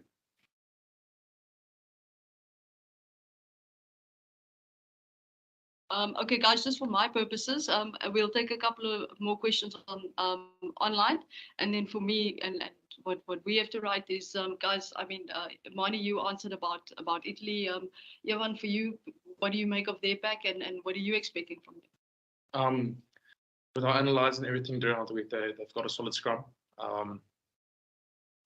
Good front row and a few poaching threats as well. So obviously us as a forward pack needs to get momentum and give our backs chance to run at them and stuff. And we have to be up for it, set piece, line outs and scrums, mauls, bring the physicality and just do what we normally do. Yeah, quality pack and respect is due where it is due. Cool. Guys, any further questions at home while we wait for Kwagga? Ashfaq? Thanks, Ina. Mani, net in terme van die taktiese benadering vir Italië en verlede week, jy moet dit seker geniet het om te kyk hoe die ouens soos Cheslin en Kutley hulle die bal teruggehardloop het en en hulle defens aangevat het, is amper bietjie soos die Stormers speel bal in hand tipe rugby. Ek weet Italië miskien is 'n ander soort span, maar is dit ook die plan vir hierdie naweek? En as ek daar was 'n plan ons gewees laas naweek teen France. Obviously ons het geweet dat opportunities daar is vir ons en ja, die manne was excited rondom dit en dat die plan baie goed geëxecute. Ja, en het was nice om hem te zien. Het was lekker voor hem te zien. Ja, Italy is baie meer dieselfde tactics en so. Maar ons het planne rondom wat ook al hulle vir ons gaan gee. Dus het ons planne voor. En ons het goed prepare vir dit. So, ja. Hendrik? Mani, wie het 'n groot rol by jou gespeel met jou opgang by die Stormers? Ek het op stadium gehoor Damien en Warwick het jou baie gehelp. En nog iemand wat jou baie gehelp het of dalk fiksheid of wat het jou baie gehelp by die Stormers? Ek dink ja, obviously vir my om Damien en Warwick saam in dieselfde backline te kon hê, is ook 'n groot punt vir my. Het om my by jou op 'n aspek waarop attack space te sien en met te communicate op waar die spasie is en waar ons kan gaan en waar ons die space kan vat en dat was hy so. En dan ja, en personally vir my is die feit dat ek coach Dobson die vertroue gehad het en die backing gehad het om uit te kon gaan op die veld en my self te gaan wees op die veld en my tot my sterkpunte by ability te kon speel en te gaan speel wat voor my aangaan. Hy het ook baie gehelp. Dat ek kon passie in op die veld neem.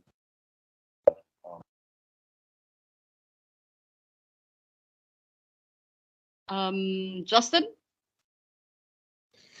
Thank you, Z. Mani, again, just for you, you spoke about John Dobson and the Afrikaans bite, and he was very vocal about your selection and how extremely happy he was that you were named in the squad to travel, for the end of year tour. Just speak to us about your relationship with him and how special it is that you have him and his support, and that he brought you to the Stormers to really reignite your career. Yeah, Justin, obviously, I'm just grateful for him, for seeing, for bringing me to the Stormers and giving me the opportunity to play and backing me. I think they helped me a lot in my game and how I could week in, week out could develop and in my game and in my confidence as well. That they help a lot. So yeah, I'm just grateful for him, and yeah, we are. He's a good man. And yeah, I'm just grateful for what he did and what he does that for me. So yeah. Awesome. Thank you, guys. That wraps up these two players. Right, guys. So two very good players there having a go at the press conference. And one thing that I would have loved to have seen is these two guys actually starting on the weekend with Roos at number 8 and Manny Lebok at 10. Maybe move Damian Willems to the inside center and then have Andre Esterhuizen on the outside. But it is what it is, unfortunately. And we can't argue with the selections at the end of the day. So we're very close to the build-up to the start of this game. And let's quickly go and listen to what Siya Kolisi had to say in his press conference yesterday. So let's see what he had to say. My question, Siya, the whole social media around Rassie and World Rugby. What are your thoughts on the ban? Do you guys support Rassie and his decisions, or let me say his tweets on social media? And how do you guys block out the outside noise if it affects the refs as well, which in turn could potentially influence the outcome of the matches? To be honest, like we've had two tough games. We lost for us as a team, all our focus is playing Italy. It's a big game for us. We don't want to go three games without a win, and we've given Italy the respect that they deserve. All it's been about us as a team is focusing on beating Italy, because it's been hard to do. As you see, the past two games they played at home, they've showed what they can do. So that's all but what we focused on as a team. Ashfaq? Hi, Sia. Much like last week, where you guys seem to play for Pieter-Steph du Toit following his red card, will you guys be playing for Rassie after his ban? And what do you think you need to improve from last week's game to beat Italy? We'll be playing for the Springboks. We'll be playing for South Africa, for people back at home. We'll be playing to win the game. That's all that's in our minds right now. And that's all that's been the message this whole week. This game came before everything. It was always going to happen. And that's the most important thing. Like I said earlier, we've lost two games. We can't focus away from that. The most important thing is making sure that we stand up tomorrow, because Italy is a very good team. They've shown in the past two games that they've played. So we're not gonna let anything take us away from that. And I think it's frustrating for us as a team. We play so well, and we lose by such close margins. And I thought last week, that we headed the right direction, but the game that we're in and the sport that we're in is all about results, and the results don't show that. But we know internally as a group that what we want to do and the stuff that we're working on is improving a lot, and that's what we want to make sure that we do improve. But most importantly, we really want to win this weekend. Jan? Thank you, Zina. Sia, thank you very much for chatting to us. I think it's just a follow-up on what you just answered. I think perhaps without giving any state secrets or plans away, but what aspects of the game have you focused on that you've, as a team, feel needs to improve to get that result which you so desire? We've tried a couple of different things. I mean, I'm sure you would have seen in the game that we played last week, we ran a whole lot more with the ball. We had a specific plan. And like the coaches just want us to go back to what we enjoy. We want us to be excited to play. Not that we weren't excited the way we've been playing before, but you look at the guys in our team, what they're good at. That's what we want to go to. We love defending as a group, and I think we defend well as a group. But we've got guys like Cheslin, guys like Kurt at the back end, really who creates opportunities for players, and guys who's in fly off that plays on instinct, and that's what the coaches are encouraging for us to do. And we want to try and play as many ways as we can as a group to see what is the best way. And for us as a team, we change our game plan simply in 1 week. I don't think a lot of teams can do that around the world, and we're doing it against world number 1 and world number 2, and that's something that we obviously want to build on as a group. We still got our strong kicking game that we know we can do very well, but also our attacking is also improving. Guys, any other questions before we take those two from Liam for reserved for Sunday papers?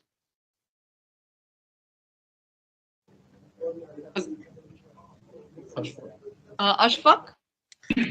Sia, just in terms of the breakdowns, particularly, we saw some decisions go for you and some against you guys last week. The referee this week, I think it's called Dixon from England. Have you had any experience of him before? And is there anything that you guys needed to change to ensure you're on the right side of the decision? No, we've played with him. I mean, those things happen. Those things happen. Sometimes decisions go for you, sometimes they go against you. But we've worked on our breakdown. Nothing has changed. We know what we have to do as a team in for securing our own ball. And we know the Italians are very good at the breakdown. The captain especially, I mean, he said that he wants to become a player like Richie McCaw. And it's not just him, the hooker is also very good, and the 8th man is also good on the ground. And we've also got guys that are good on the ground too. So it's all about we want to be as ruthless as we can be in the breakdown, obviously within the laws. So that's the most important thing. Thanks. Cool. Thanks, Liam. Guys, let's take just one more question from online if there is one, and then we'll switch over to the questions here in Italy.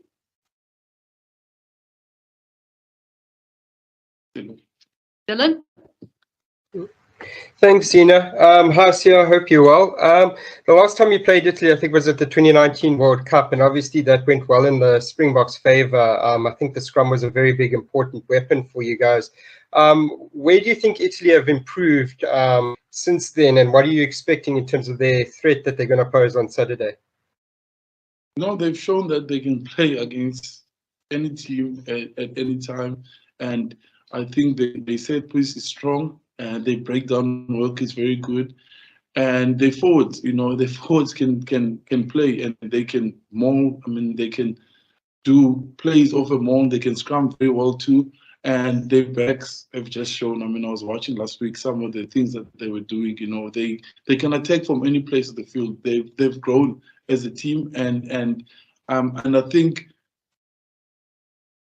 I don't know. I think teams just need to show them a whole lot more respect than they probably did in the past. And that's what we've done on the team. When we did a lot of research, then we watched that. I mean, I watched the game last week and looking at the players individually as well to see what they're good at. And I think a lot of teams don't do that, and that's what we've done as a team. We don't want to make that mistake because we know what they can do and we've seen. And if we don't learn from other teams' mistakes, then that means we're not improving or getting better. Cool, thank you, guys. Guys, any questions over here? Indra? After what happened off the field, would you say it's your team's biggest character test since the 2019 World Cup? What do you mean off the field? Rassie, with the things that happened with Rassie. Like I said, like that, things happen. Things happen. We as a team have to keep on doing what we like. Our focus has always been the game, and that's it. Nothing has changed for us as a group. That's what we're gonna focus on Saturday. It's a big game for so many reasons, because for us as a group, like I said earlier, we've gone two losses in a row, and we want to change that, and we want to play for each other. I know some guys are playing their last games, they're gonna be going back to the unions, and some guys, maybe this is the only opportunity they'll get before the World Cup the team is chosen. So there's enough things in the team that are already like not pressure, like moments that like for players, like we want to prove ourselves this game. So anything can happen now. Our focus was still in the game. A player can go down, somebody else is ready to take the opportunity. So that's what we see this week and especially for a lot of us. Maybe we don't play next week, and you don't get another opportunity. So this is a big weekend for us. Nothing can get between us as a group. Not talking too much about the game on Saturday, since we are talking at 20 minutes. The fact that you have come to the URC, maybe it's a question that has already been posed. URC and European Cups, it's the beginning of a new path. But in comparison with your experience in the Super Rugby, is this the right direction, in your opinion, for the Springboks in the future? Yeah, it's two different competitions. You can't compare the two. It's completely different style of plays. But we as a team, we as a country have adapted. It took us a couple of games to adjust, and adapt to the way the URC is going. And I mean, we can't complain. We had a South African team win the competition in the first try. So we do enjoy it, and it's good for people at home. I mean, talking about the time difference, they can watch the games in time. The traveling is also a little bit easier. So in that regard, it's really worked well for us. Something that is giving you something more. We're considering that rugby is changing, and now is heading probably into the Northern Hemisphere from the economic point of view, but also from the game perspective. This fact is helping as a team, the Springboks, in order to stay on top. For example, we can see Australia and New Zealand are struggling a little bit.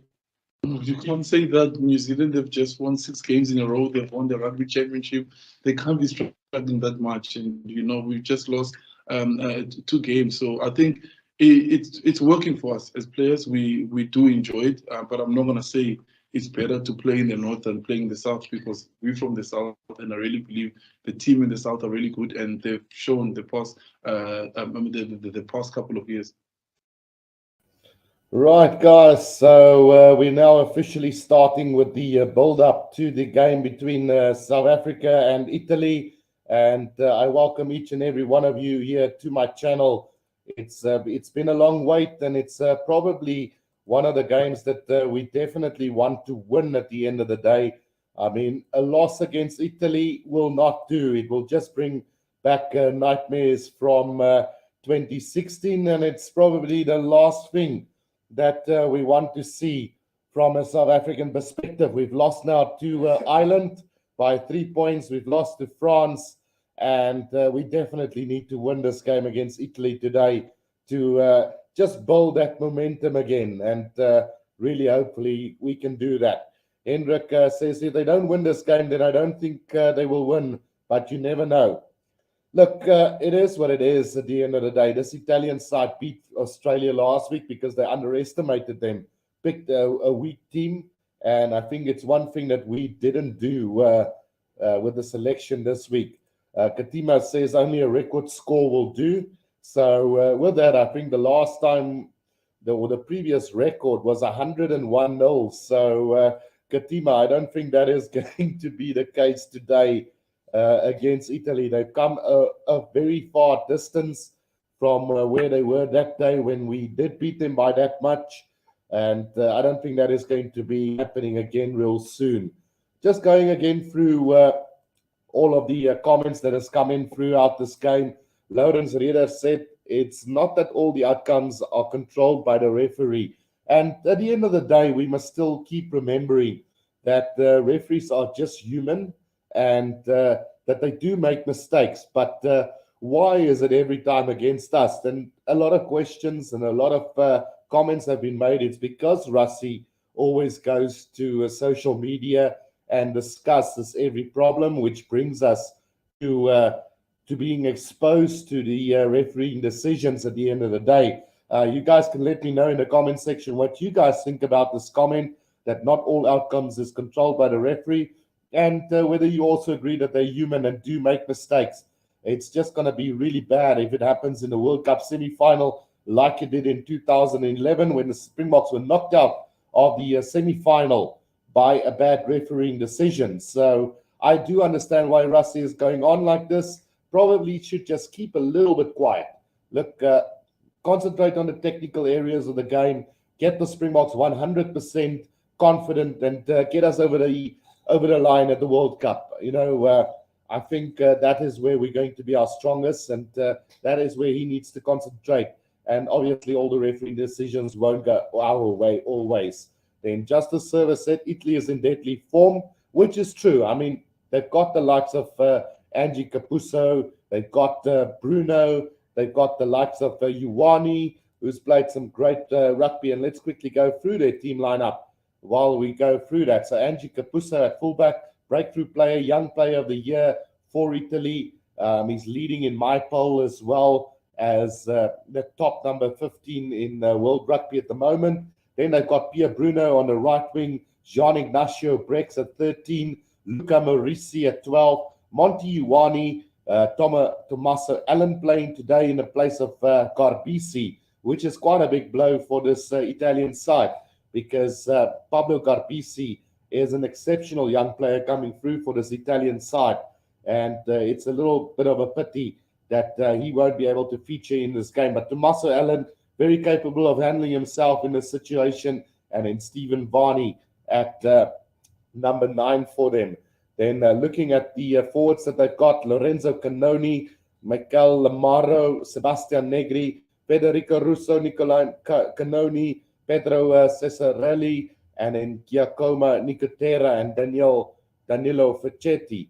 A very, very capable side here, this Italian side. And I think when I started this channel way back about 3 years ago, I did a video on the Italian side and how they could become a powerhouse of world rugby. And yeah, unfortunately, they haven't lived up to the expectations. But this side is becoming a very good and capable side, and maybe just what they need to grow and build. I know their under-20s are doing very well. So maybe something in the build for Italy in the future. Looking at the bench, Gianmarco Lucchesi, Ivan Nimmer, Simone Ferrari, David Sisi, Manuel Zulani, Alessandro Garbisi, and then Eduardo Paravani, along with Tommaso Menoncella, a very, very formidable Italian side that can cause a lot of havoc. So they definitely definitely are in deadly form as well. They've got quick players than we do, says Justice Server. I don't think so personally with the likes of Kurtley Arends and Cheslin Colby and Damien Willems. I think we've got speedsters of our own, so definitely looking forward to that meeting. Lawrence Reda says, watch out for Capuzzo. We did talk about Capuzzo a little bit earlier as well. I did say there that he will be the breakthrough player of the year for sure. And then Sanka says, just smash them up front, keep it tight. We don't want to do that. We want to soften them up front and then move with the back line, put them under pressure with the kicking. I want to see an all-round performance from this Springbok side today. Then we will also, I did ask who will be the player that shift the game in our favor. Didn't get any reply for that matter. So let me know in the comment section who you guys think will be the player that will shift the game in our favor today. And then Hendrik says, ek hoop nie dis weer 'n gemors soos laas naweekie. I don't think it's going to be the case, Hendrik. I think this Boks side played really well in the end of the year tour. Definitely performed better than I expected. I thought we were going to get a thrashing from Ireland. I always thought we were going to get close to France, but it is what it is. And then, like I said, we might see a mix between running and kicking today. And then Hendrik said the problem is that they changed the team too much. Now, I disagreed with that and said that we probably didn't use enough of our fringe players during this end of year tour because, I mean, even if we did give a guy like Evan Roos, Elrich Lowe, Ruan Norkia, a guy like Jesse Krill and Andre Esterhuizen, the opportunity to play in every single game, the result might have been the same, but at least we would have grown their players and they would have developed. Where we stuck with our strongest side throughout, and nobody really benefited out of it. But they'll probably say that they did. And Hendrik also said, Nas always said a good team win everywhere in the world. That is the truth as well. If you're the best team in the world, you've got to prove it. And I think Ireland have proven it throughout this year when they went to the All Blacks and beat them twice in New Zealand. That was a big moment for them. And then also the likes of France, who won the Six Nations Grand Slam champions, who won every single team in that Six Nations. They did one over Australia last season, I think, with a second string side. So a very capable France side. And then if you look at the All Blacks, also so far winning every single game on tour, although he did go scraps against Scotland last week. And in a big win over Wales, I think they're going to win England today, but we'll have to learn from that later on. A guy like Roos and Libbok should have gotten more game time, like I said earlier. And then also Hendrik said a player like Chris Smith that got completely ignored. I mean, we've got so many quality players in South Africa. If you look just at scrum half, you've got Chris Smith, you've got Puta Chamberlain, you now have Manny Libbok, you've got Willemse, you've got Andre Pollard, you've got Frans Steyn who can play 10. You've got a lot of talented players in that position. So I personally would have picked Chris Smith for the SA side. Gomez Zulu and Johan Goosen didn't really deliver like they should have. Gomez Zulu definitely, according to me, flopped on Wednesday against Bristol. So, yeah, Johan Goosen still trying to get back to his old form, but still not be able to maybe get there in time. And then I also see that Johannes Spain said, first time in a long time that I feel the Springboks will lose. I still believe Willemse is an inside centre. I think we all do believe that Willemse is a better inside centre and fullback than he is a fly half. So I would love to see him being utilised more in that position. Last week we saw Willie Leroux and Damien Willemse shift between 10 and 15 quite a bit. So I wouldn't say that the game was played the way it was supposed to be played, with Willie coming in at 10 a lot of the time. Then also I asked, do you think the Rassie ban was fair? In my regards, I would probably say yes, it was. You need to learn to channel your inner feelings as well as know that rugby is a gentleman's game. But on the other hand, I do feel that Rassie did the right thing, because going back to that 2011 World Cup where we lost out in the semi-final due to Bryce Lawrence, I think, call in that semi-final that cost us a World Cup glory. So we definitely don't want to see that again happening. Then Wolfgang Redeker said the ban is unfair but typical of World Rugby response. Unlike the likes of Gatland and Jones, etc., Rassie does not defer to them. And then Don Pat Rugby said, good luck from Italy. Do you think Rainer Smith could be a Springbok? I said, with the talent that we've got in South Africa now, with the likes of Apelile Fassi, you've got Gianni Lombard, you've got Willie Leroux now, Damien Willems, Frans Steyn, all of those guys that can, David Kriel coming through nicely, who can play fullback. I just don't believe that there is place for Rainer Smith in the Springbok side. So if Italy wants him, they can have him. That's just my opinion. And then I also asked, should Roos start more often for the Springboks? I definitely would love to see him play a lot more. He is the URC Player of the Year and one of our best number 8s in South Africa. So why waste him on the bench, you know? And then Johnny Douglas says a holiday for South Africa coming up, as well as Roxanne said, sorry for joining a bit late, and then asking if Sia Kolisi is starting, which he will be starting. And then Katima said only a record score will do, which is 101-0, I think the previous record is. And then also Hendrik said if they don't win this game, then I don't think they will win, but never know. Roxanne says, I think the Springboks have a chance to win this game. And then Philip says, hi, Kuru, they should start taking match fees from the ref for bad calls. Absolutely. That is one way you can get the referees to make the right decisions. But then again, you must remember that they are just human as well. Hendrik says, I think they must stop yellow and red cards in rugby. They spoil the game for the crowd, spend a lot of money to go to rugby. There's other ways to punish players. Now, let me know in the comment section what you guys think of that comment. I, for one, personally, with Hendrik on this one, the yellow card is still fair. Give the red card and send the guy back after 20 minutes. Send a different player onto the field. Make it a level game again, like it was tested before. And then we can get on with the game. And, I mean, nobody wants to see it. We saw it in the England England-New Zealand final from the Women's World Cup, where the England player got the yellow card, a red card in the early minutes of the game, and it just basically took them out of the game for that much. They were in total control of the game.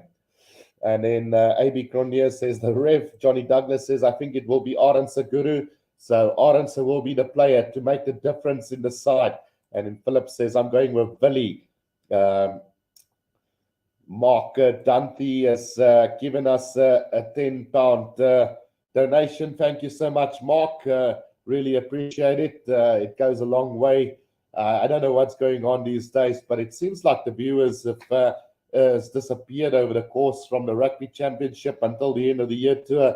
We've got very little people watching, so I don't know if I'm doing something wrong or if there's somebody else that's doing it better than me. But thanks again, Mark Dante, for your support. I really appreciate that. Chris says, Nick Mallet says that the Springboks are the most disliked team in the world and that this is because of Rassie. And yeah, give or take, I don't think we've ever been liked that much by the overseas public. And I think the fact that Rassie has complained and showed the mistakes from the referees over the course of this time might have added to us being the most disliked team in World Rugby. But I mean, everybody have always gone against the Springboks. I mean, if you look at all the World Cups in the other countries so far, when playing against the Springboks, apart from Japan now, the crowd was always against us. And I think it's not going to be any different because they know we are such a massive threat to World Rugby. And we are still the world champions, might not be the number one team in the world. And I think the world rankings reflects very fairly at the moment with Ireland, France, New Zealand, South Africa,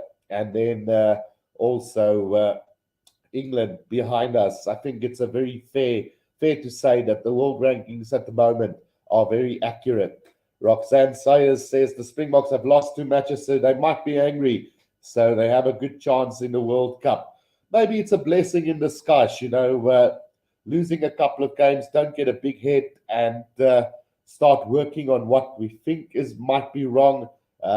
We always criticize the game plan most of the time, but I don't think we should criticize the game plan so much. I think it's more about the execution of the game plan, because if Van der Klerk puts the box kick over the top and Mapimpi or Etzebeth or Cheslin Colby or Kitty Arons or Willie can chase up and win that ball back and attack from there, I think everybody would have been singing hallelujah. But it's the fact that we don't execute our game plan correctly.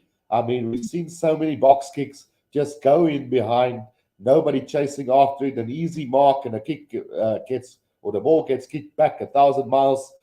We need to start kicking more clever if we want to really win this game. So, yeah, it is what it is. Johnny Douglas says, yes, Hendrik, I agree with you. And then Mike says, I agree, Italy still hangover from last week. Boca by 20 plus. And then Byron Knight says, Guru, thanks for the awesome commentary. Thank you, Byron. Really appreciate it. It's you guys that make it worth my while. So Matthew Carley will be the referee for today's game. We are getting very close to a kickoff, about 10 minutes away now from the start of this match. So we'll see where we end up. We're quickly going to go through the team lineups here. And let's start with the Springboks side. We've got Willie Leroux, Cheslin Colby, Damian Dialendi, Andre Estreisen, Kurtley Arons, Damian Willems, and Faf de Klerk in the back line. I think Willie have been done wonders coming off the bench the last couple of weeks, and it might just have improved his game. As far as him starting at fullback, we'll see how him and Damian Willems compare again. We will probably see Willie in that fly-off channel quite a bit throughout this game. Then Cheslin Colby could even move to the wing at later stages, but we've seen how good these guys are actually on the attack with Cheslin Colby and Kurtley Arons. And then also twinkle toes with Damian Willems. And in fact, de Klerk just have to send these guys on the front foot with his kicking as well. And then Damian Dialendi today playing in the outside berth. Will we see a little less crash ball and a little bit more trying to run into space from him? While Andre Estreisen will probably be the guy that smashes it up through the middle. 15 degrees Celsius, the temperature, so it's a cold winter's day here in Italy. So the Springboks feeling the full force of the weather this side today. Then quickly going to look at the forwards, Jasper Riese, Franco Mostert, and Sia Khaleesi in the loose trio. I would have loved to see Evan Roos and Kwagga Smith along with Sia Khaleesi today. And then Marvin Uri and Salman Murat in the lock combination with Frans Malherbe, Bongi Munambi, and Oxner Shear forming the front row. Then on the bench for South Africa today, Malcolm Mark, Stephen Kitzel, Vincent Kok, Eben Etzebeth, Kwagga Smith, Evan Roos, Kobus Reinach, and Manny Libok. Another two players that I would have loved to have seen starting was Kobus Reinach and also Manny Libok today for the Springboks.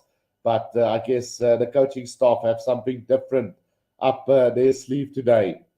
Mike says, you're doing nothing wrong with your commentary is the best. Thanks, Mike.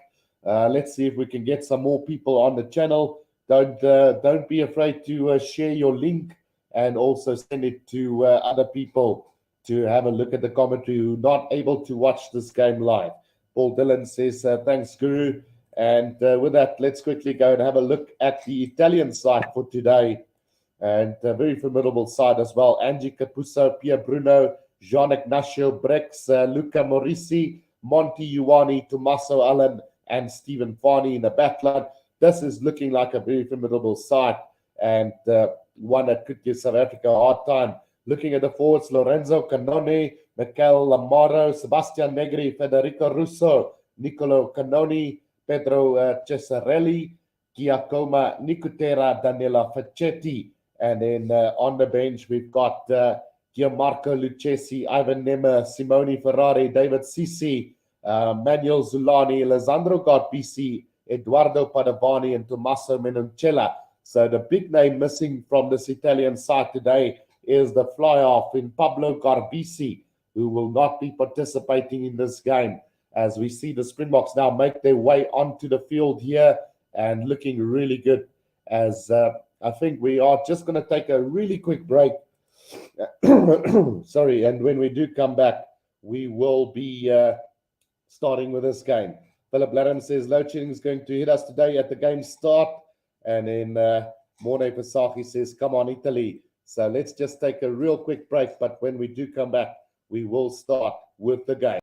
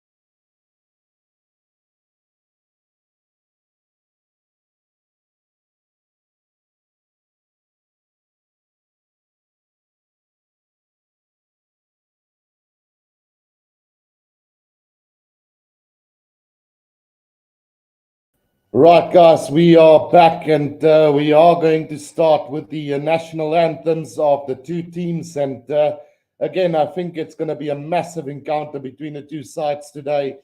I think everybody expected this game to be the one that we're going to win. And it so turns out that Italy beat Australia last week. And now suddenly there is a lot of concerns from the South African public as well as some optimistic fans from the Italian. But I'm going to give my prediction here today at around the Springboks by 20 points today. I know it's a massive scoreline and it might be a little bit too much, but I'm going to go the same as Mike said. I think Italy is still hangover from last week's victory over Australia.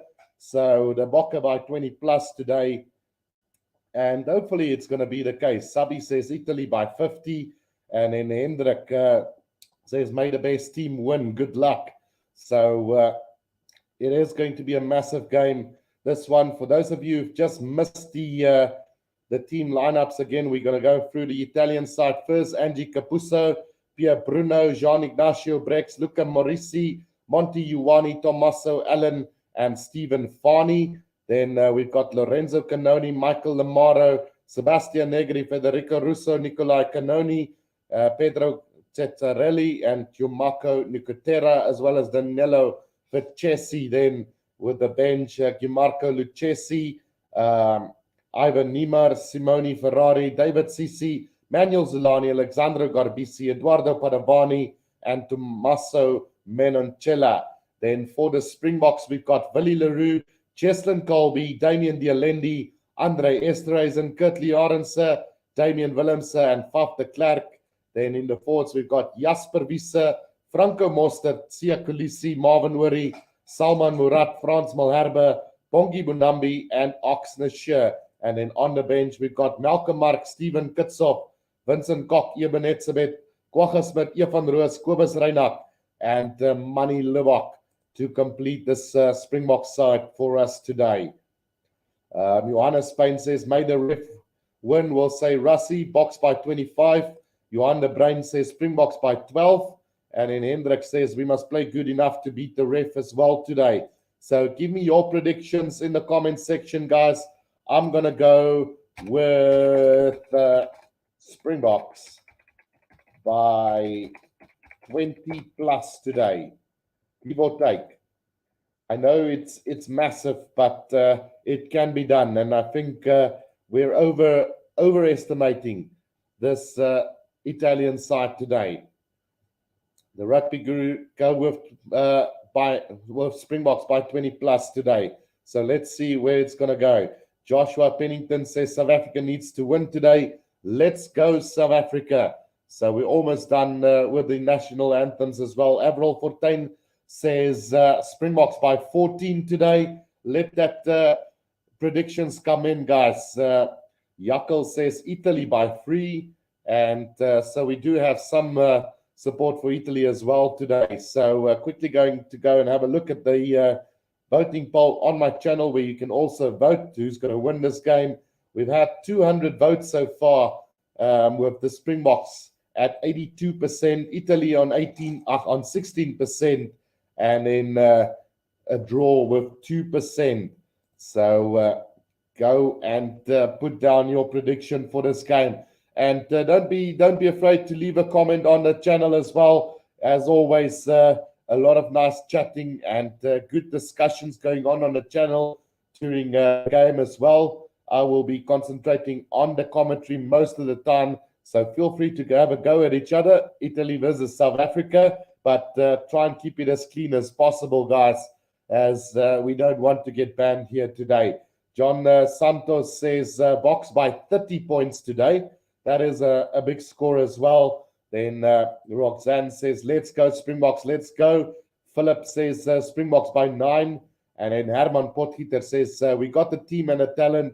Just depend on the confidence after the last 2 close games.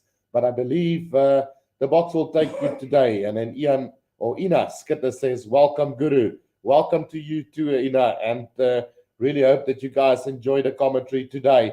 I'm going to try and do my very best to keep you guys as up to date with all the happenings on the field.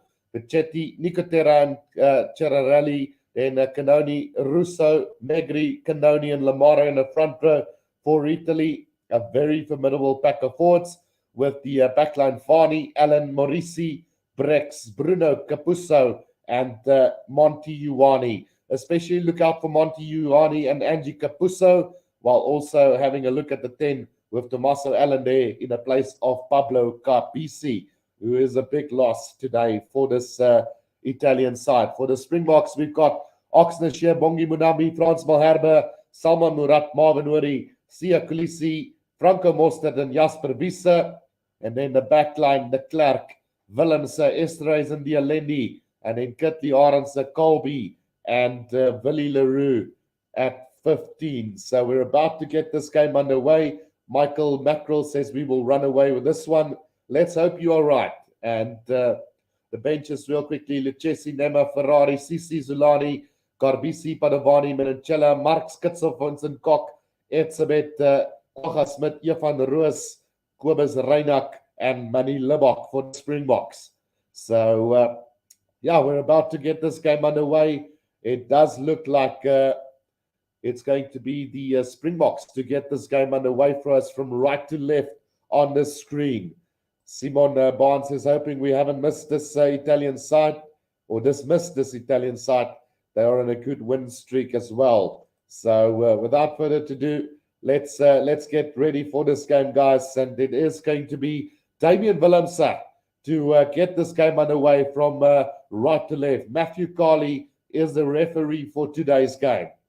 And the decent referee, like we said last week about Wayne Barnes. So let's hope it is going to be the case today as Damian Willems about to get this game underway for us. Here we go, guys, and it's the Springboks with the kickoff from right to left. It's a deep kick in here from them, and here they come. Monty Ioane almost immediately takes it in here for them as it's Varney who collects it now. Angie Capuzzo with a long cutout pass and into touch with Bruno, but quickly thrown in by the Springboks now, and just 2 meters out from the try line. Faf de Klerk going the blind side, but he goes into touch, and he tried a very sneaky little dot down there, but the Italian defense right onto him. A little bit maybe unnecessary there from Faf de Klerk early on to go for that corner, but if it worked, it worked. Overthrown here from Italy, and it's well taken there by Canoni at the back now. Fani again gets it out to Tommaso Allen and puts it on the boot. It's going to find touch right on the 22-meter line. So a great early opportunity wasted here for the Springboks. And like I said, if it worked, it worked. But on this occasion, it didn't work. Brave off down the blind. Not much space there, says Simon Barnes. Absolutely. Right, so now it's going to be Bonambi with the throw into this line out right here on the 22-meter line. Throw in taken by Marvin Uri now, and as Maul has been set by the Springboks about 5 meters out from the right-hand touchline as they start to get this driving ball going. A penalty advantage coming for the Springboks, coming in from the wrong side here. Now the Klerk, out it goes now. Damian Willems with the long cutout pass to Willie Leroux. Willie Leroux out to Kitley Arends. Can he go all the way? He's in the corner. He's going to get the try for the Springboks. And a brilliant start to this game for the Springboks after just 2 minutes of play in this game.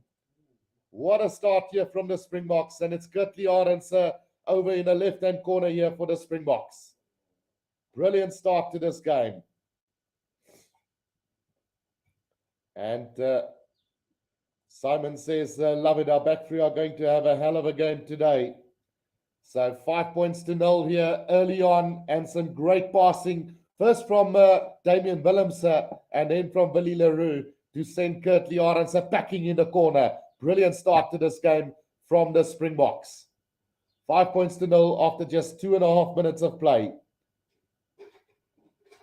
What a start, and just the start that the Springboks would have wanted here against Italy today. Massive game on our hands today. Cheslin Colby with the conversion attempt here from the left-hand corner as the Springboks will try and get into the lead by 7 points to 0. Johannes Payne says, please keep on running rugby today. Yeah, incredible start here from the Springboks early on. 3 minutes played in this game, 5 points to 0 with a conversion to come.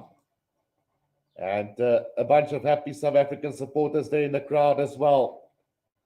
As Cheslin Colby's kick goes well to the right here, and the scoreboard will remain 5 points to 0.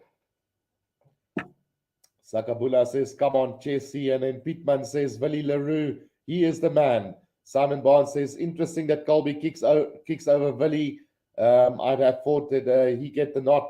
Though after last week, it might be hard for even Andre to get the roll back. He made some great conversions before. So the restart then from Italy, well taken by the Springboks inside the 22 here as they work it through the forwards now. Still inside the 22 though is South Africa's Faf de Klerk is now waiting for it about 20 meters out from the left-hand touchline for South Africa now. As Faf de Klerk looks like he's going to go with the box kick over the top, and he will find touch roundabout on the halfway line. A decent kick by Faf de Klerk to start off this game.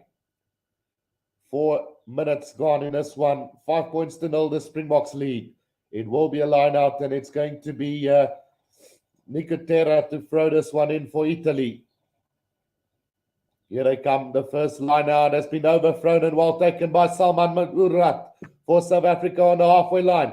Now it's Faf de Klerk gets the pass out to Sia Khaleesi, but it's gone forward from Khaleesi to Kurtley Arends, and we will have another scrum down here for Italy now. So South Africa not going with the kick there and going with the pass again, but just gone forward from him. Simon Barnes says, spoke too soon. And then Sibonello says, Philip, Bokke by 9. No way, Bokke by 20. We need momentum going into the England game. And Johannes says, don't worry about the kicks. We will score 10 tries today. And then Simon also says, Murat looked good reading that overthrow. So far, solid from the Springboks. 5 points to 0 after just 5 minutes of play in this one. It is going to be Fani to feed this one in for Italy. Scrum goes down on the left-hand side, but it comes out for Italy now. Tommaso Allen gets it out to Brex now. Brex to Ioane. Ioane with a little chip kick over the top, but well read this time by Damian Dielendi. Gets it on the 10-meter line inside South Africa's half. Now Faf de Klerk gets it out to Murat. Now to Franco Mostert. Just short of the 10-meter line towards the middle of the field now is South Africa still inside their own half here. Faf de Klerk taking long to get that one out. Gets it out to Frans Malherbe. A little bit isolated there between the 10 and the 22-meter line, but comes back again for South Africa. They need to be careful not to get isolated. Faf de Klerk with the box kick over the top. Kurtley Arends are chasing after it, and it's well taken by Capuzzo. This time for Italy now. It's Varney with a little box kick over the top, looking for space in behind. But Faf de Klerk makes a brilliant mark, just about 5 meters inside, 5 meters from the right-hand touchline. And he decides to kick it downfield, and he's going to find touch between the 10 and the 22 of the Springboks. Not a lot of distance made with that one. So a really good start here from the Springboks, doing everything right at the moment. Just that little forward pass earlier from Khaleesi. But apart from that, it's been pretty solid from the Springboks so far. 7 minutes played, 5 points to 0. Kurtley Arends over in the corner for the first try of the game. Now here comes Italy off the back. It's Lamaro with a flat pass out to the inside Morisi. But it's turnover ball South Africa. But the penalty says, or the referee says it's a penalty to Italy there. Playing the ball on the ground, and now a chance here for Tommaso Allen to have a shot at goal for them. Simon says Arends a good awareness of his body to avoid that collision in the air. Absolutely, they get teach to do that, Simon. So one would expect that they do it 100%. Tommaso Allen now from the 10-meter line, from about the middle of the field, to try and put Italy on the board for the first time today. We've had a brilliant start to this game with a try from Kurtley Arends in the left-hand corner for the Springboks. But since then, the game has died down a little bit, and Italy now a penalty opportunity. And that ball is well struck, and through it goes. So 5 points to 3 now. The Springboks lead over Italy at the moment. Antoinette says, hi, Guru, hope the Boks win today. I think all of us hope that today, Antoinette. Right, so we're going to have a restart then, and it will be Damian Willems to get us back underway. 8 minutes played.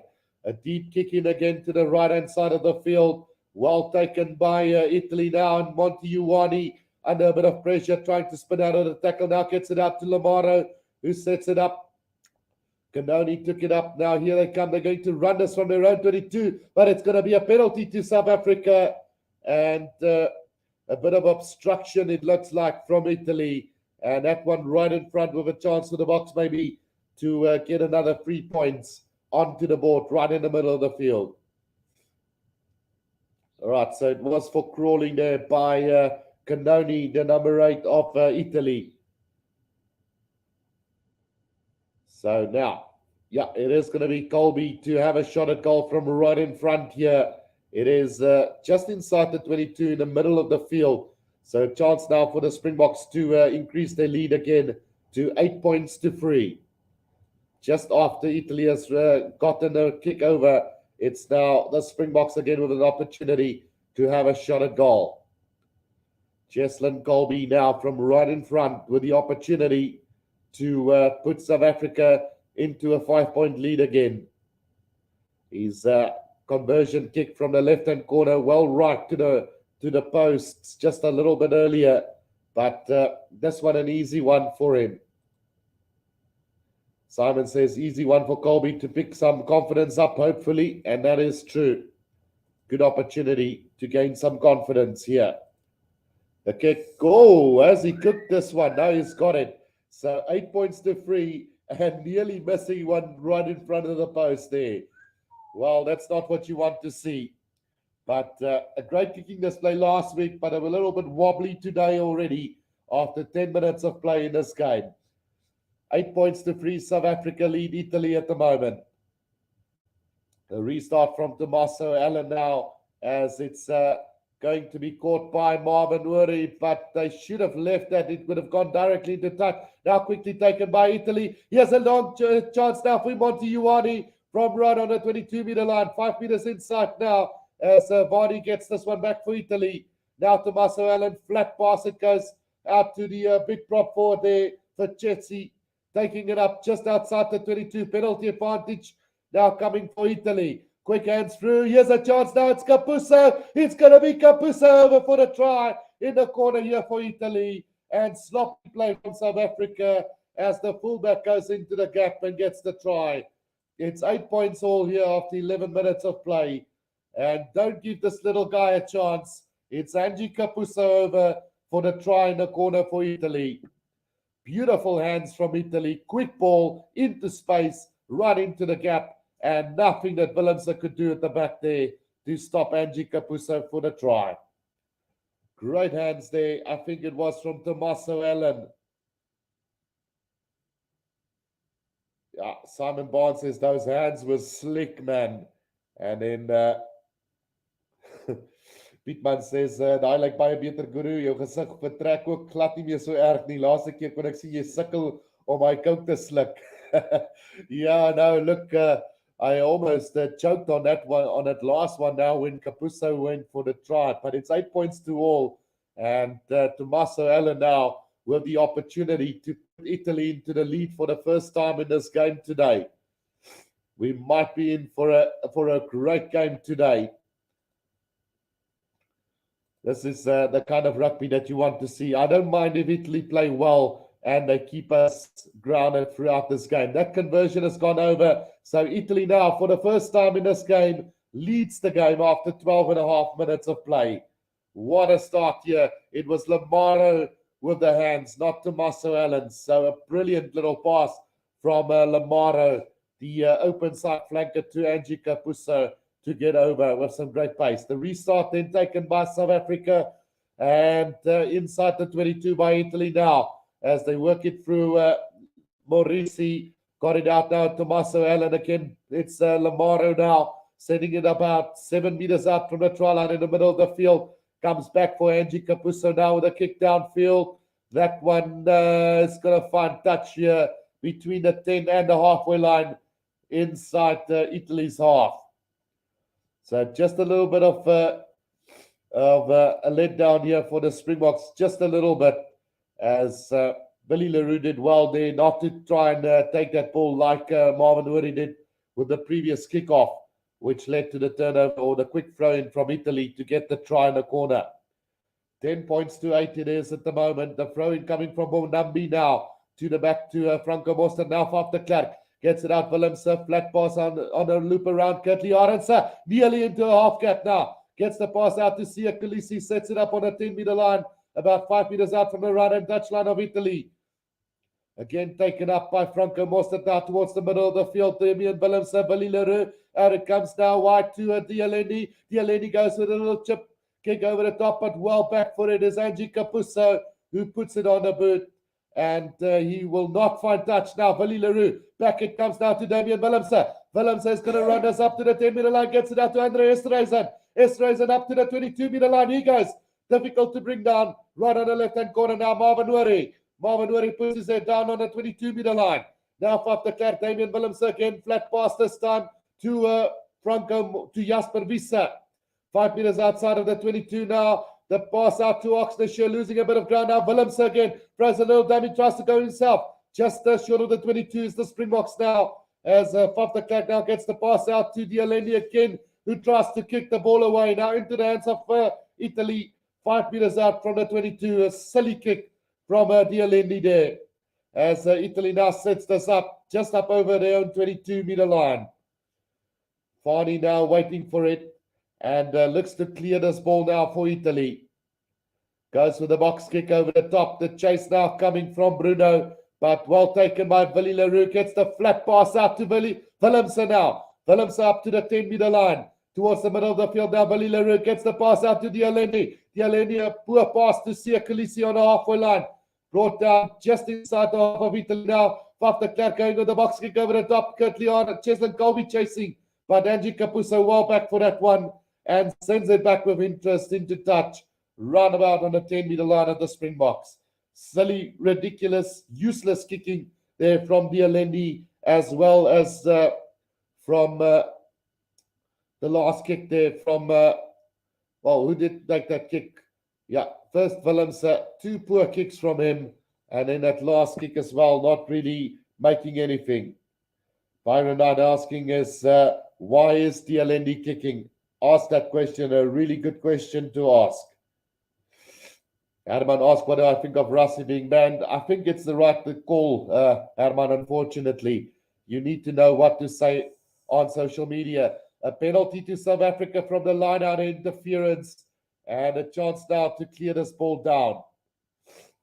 16 and a half minutes gone in this one, and Franco Mostert definitely interfered there with at the line out. So chance now for the Boks to clear this one. South Africa will have to, when they kick decent and not allow anything to happen. That kick is not going to find touch into the hands of Ioane. Now it's Tommaso Allen with a kick downfield. Not going to find touch as well now. Willemse. Willemse is going to run this now. Goes high up into the air. Chase down his own kick on about the 10-meter line. Beautifully taken by Ioane. Between the 10 and the 22-meter line of Italy now. It's Varney waiting for this one to come out. Gets it out on the loop around. Bit of trouble here for Italy. Under pressure inside the round 22. It's Capuzzo under pressure now. 5 meters inside the 22 of Italy. As South Africa tried to counteract this one, but they won't get it. Varney now, wait for it. Gets it back to the forwards now. Tommaso Allen gets the flat pass out to Nicotero, who's under a bit of pressure there from Bonambi. But Italy do get it back once again now. Long loop pass out to Tommaso Allen under pressure. And he's going to kick this straight down the middle of the field into the hands of Billy LaRue. Now it's Billy LaRue. Billy gets it out to Kurtley Arendse. Kurtley Arendse runs it up to between the 22 and the 10-meter line. Now Faf de Klerk. And the referee has blown on his whistle there. So it will be a little knock-on from South Africa, it seems, as we're going to have to stop the clock here for a little injury break.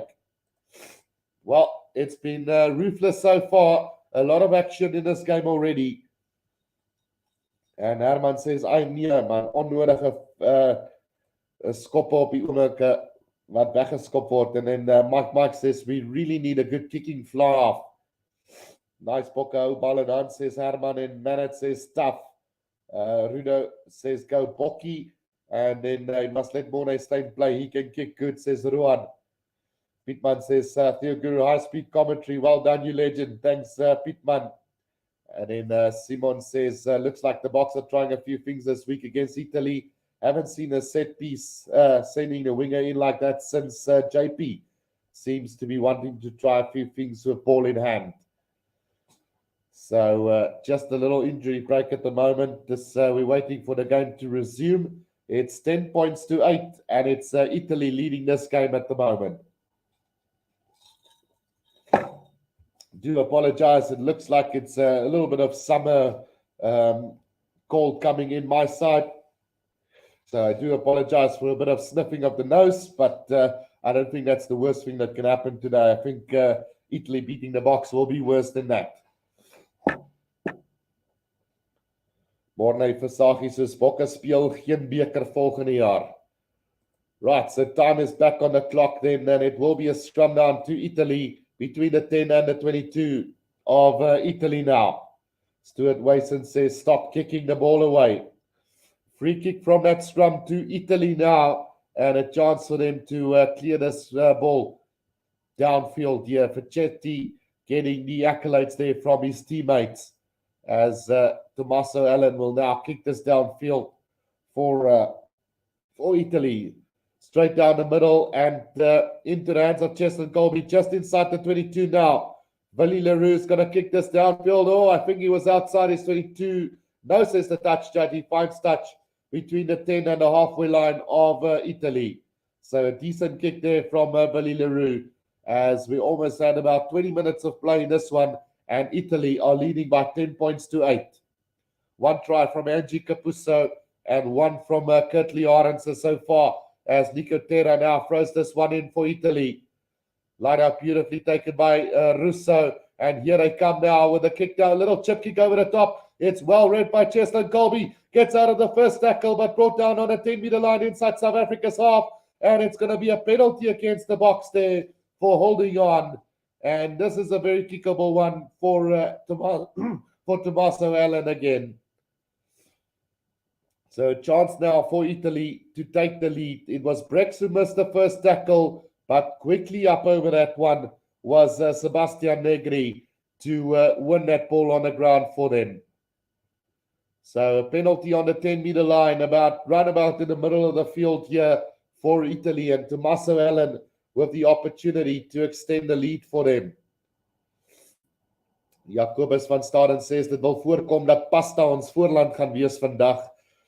Yeah, Anna Kreer says we got this next year. And then Simon Barnes says I might need a few to keep up with them. And Rohan Minnar says ons kort 'n beter attack coach. And then Ty Venture says another marathon stream, mate. Thanks, Ty. Pietman says after a couple more cokes, you will switch to Italian. So that kick has gone over, and it's 13 points to 8 now for Italy over the Springboks at the moment. Yeah, I doubt, Pietman, I will be able to speak Italian, but I'll try my best to get an Italian accent on the names of the Italian players. The restart then taken by Willemse, deep kick in. The kick has been charged down here by the Springboks, and a chance now. Do they have this ball? No, it comes back for Italy as it spins out of the back bar now. But it's going to be a penalty to the Boks now, and it looks like there was hands in the ruck there from the Italian players. The Springboks did phenomenally well to charge that kick down from the kickoff, and now a chance to maybe get 3 points back again. Or will they go for the corner? Yes, Faf de Klerk kicks for the corner this time. So 5 meters out from the corner. It is going to be a line out to the Springboks. 13 points to 8. Marius Kutsia says ons kort vandaag Bota dringend. So Bongi Bunambi then with the throw into the slide out, 5 meters out from the try line of Italy. A really good opportunity here for the Springboks to get back into this game and take the lead. Bonambi with the throw into this line out. It's going to go to the front to Marvin Worry now. The ball has been set by the Springboks, but the line out wasn't contested by Italy, and they're doing well to dislodge this ball at the moment. But the Boks now starting to go forward. Have that ball been sacked by Italy? No, says the referee. And if this ball doesn't come out, South Africa will lose this ball, and they will lose it, and it will be a scrum down to Italy, 5 meters out from the try line. Wow, great work done there by Italy to disrupt that ball. We saw from the line out they weren't contesting the line out, so I knew that they were going to challenge the ball, and they did exceptionally well in doing that as well. Mike says, well, just locked in. How has the game been so far, crew? It's been epic. We've seen some really good rugby from both sides, really, and it's not that Italy has been lucky. They've been playing really well so far. Simon Barnes says, clapped ourselves. The Italian pack is showing up today. And then KB87 says, Bokke needs a fly off. Hendrik says, Mamma Mia. So Varney now to feed this one in here for Italy. 5 meters out from their own try line, about 10 meters out from the left-hand corner of the field here for Italy. And we've got about 400 and something people watching. That looks a lot better. Don't forget to press that like button and subscribe, guys. So off the back now, Canoni takes it up to about 10 meters out from the try line, moving infield now. Varney gets it out to Tommaso Allen, who puts it on the boot. And that ball is not going to find touch into the hands of Cheslin Colby on a halfway line now. Willie Leroux now running sideways, trying to get past one, but brought down beautifully by Nicotero. Right on the halfway, on the 10-meter line now, Faf de Klerk into a bit of space, up over the 10-meter line now, brought down. Cheslin Colby at scrum off now as the Boks get another penalty advantage. Now comes back Willemse, Willie Leroux, long got a pass to Dialeni. Dialeni now back to Sia Khaleesi to Katiarasa. Katiarasa, a thumping tackle on him from the Italian defense. Nick Brex making the tackle there. And we're going to have to come back for the penalty here, roundabout on the 10-meter line in the middle of the field here for South Africa. Great defense there from Jean Ignacio Brex for Italy. 13 points to 8 after 24 minutes of play. Simon Barnes asked, was that high? So let's have a look now. The tackle was fine on Faf de Klerk. So I think it was for not rolling away or being offside there. Simon Barnes says, with Willems and Willie at 12 and 15, we have such good decision makers. Man, we miss Yeah, that is true. That's poor Springboks. No, man, says Walker. So it looks like Cheslin Colby will have a shot at goal here. So trying to reduce the deficit to just 2 points here. Alvarius says, we will take this in the second half for sure.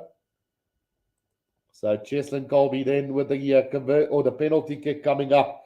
This game has been really, really entertaining so far. It's not that the Springboks are not trying. It's this Italian side that has just been ferocious at times throughout this first half. Used every opportunity that they've got, obviously, and have played some really decent rugby. Let's see what Cheslin Colby can do with this one. Simon says, definitely expect the bench to expose the depth of the Italian squad a bit. Well, they got decent depth, Simon, as well. If you've looked at the bench that they have, they've got some quality there. This time, Cheslin Colby puts it straight through the middle. So 13 points to 11 it is then as we go into the last 14 minutes of the first half. Angela says, I wonder if Charlie's watched the national anthem. Must have been more than 44 people singing Eddie Blow. And then Hendrik says, Morne speel nie meer toets rugby nie. That's true as well. So it is going to be Tommaso Allen then to restart this game for us. 13 points to 11 with 14 minutes to go in this first half. It's a deep kick in taken by Marvin Worry right on the 22-meter line now. Faf de Klerk waiting for this one at the back of the ruck. And looks like he's going to go with the box kick over the top now. And a chase coming now from Kurtley Arendse. The bound. Oh, it's beautifully picked by Kurtley Arendse on the halfway line now. Angie Kapusa waited for it to bounce. And in effect, Kurt Jarens have picked it up beautifully up in the air. Now it's Jasper Wiese on the halfway line, gets it out to Willemse. Now it's Willie Leroux. Out it goes to Andre Esterhuizen. Andre Esterhuizen is going to take it up just up over the halfway line, 5 meters up away from the right hand touchline here. Van der Klerk again, Willemse flat pass this time to Marvin Uri, driven back in the tackle there to the 10-meter line. Now Van der Klerk waiting for it. Slow ball coming back for the Springboks. Gets it out to Willie Leroux, who's going to go with a cross kick here for Kurtley Arends. And Kurtley Arends have collected it here between the 10 and the 10-meter line, but the defensive lines of Italy is good. Now it's a flat run here from Jasper Wiese, nearly breaking through. Now it's Willie Leroux again, Damien Willemse with a cross kick here for Cheslin Colby, but it's well read by Monty Ioane. He's brought down on the 10-meter line of Italy by Franco Mosta. Slow ball now coming for Italy as Tommaso Allen at scrum half for them. Gets it out and work through the forwards there by Negri. Negri sets it up beautifully between the 10 and the 22. Comes back to Kapuso, who has to hurry the kick downfield into the hands of Damien Willemse on the 10-meter line. Now gets it out to Willie Leroux. Willie Leroux got a bit of space here. Gets a long cut pass to Kurtley Arends. Kurtley Arends up to the 22-meter line. Now is going to need support here. Van der Klerk back to Bongi Bonambi. Bonambi sets it up just outside the 22. Van der Klerk again now. Working it through Jasper Wiese once more in the middle of the field now. Just outside the 22. The ball comes back now. It's Dialendi. Flat pass out to Jasper Wiese again. Now Van der Klerk. Back it comes again. Worked through by Malherbe. Just outside the 22. Willie Leroux now. Flat pass to Bonambi. Bonambi up over the 22-meter line now. 5 meters inside. Willie Leroux with a little chip kick over the top. The chase coming now. But it's beautifully collected by Tommaso Allen and runs it into touch. 5 meters out from the Italian try line. It will be a South African line out. Brilliant stuff there from South Africa on the attack. Just trying to put into space just a little bit there.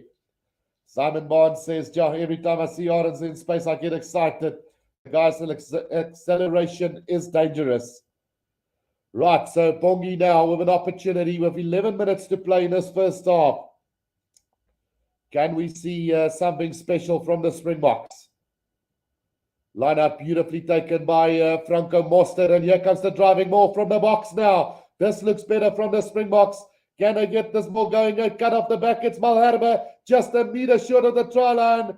And I think the referee, no, they've gone over here and might have been held up there over the try line, says the referee. So we might go upstairs for this one as the clock has been stopped here by the referee.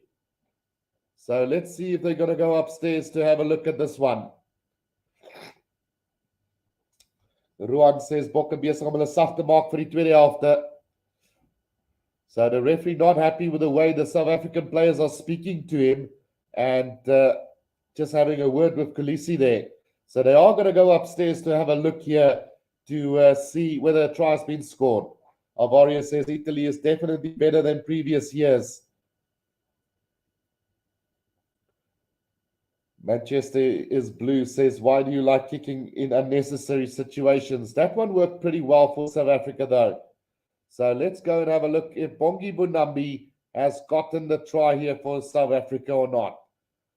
A brilliant tackle from the Italian player and then a good held up there over the try line. That's held up over the try line. So that will definitely not be a try there for South Africa. Some brilliant defense from Ignacio Brex and Tom and Varney, I think it is. Or it's Maurici and Brex who made the tackle there. Paddy Pilot says we need a new fly-off. I think Willemse and Willie doing pretty well at the moment, switching between fullback and fly-off, Paddy. Italy 13, South Africa 11. I think that ball has been held up over the try line, and it will be a goal line dropout here for Italy. Some brilliant defense from them. The TMO says the on-field, the referee decision on-field was try. So, from that angle, it looks like a try though. From that angle, it does look like a try. There is a grounding on the ground there.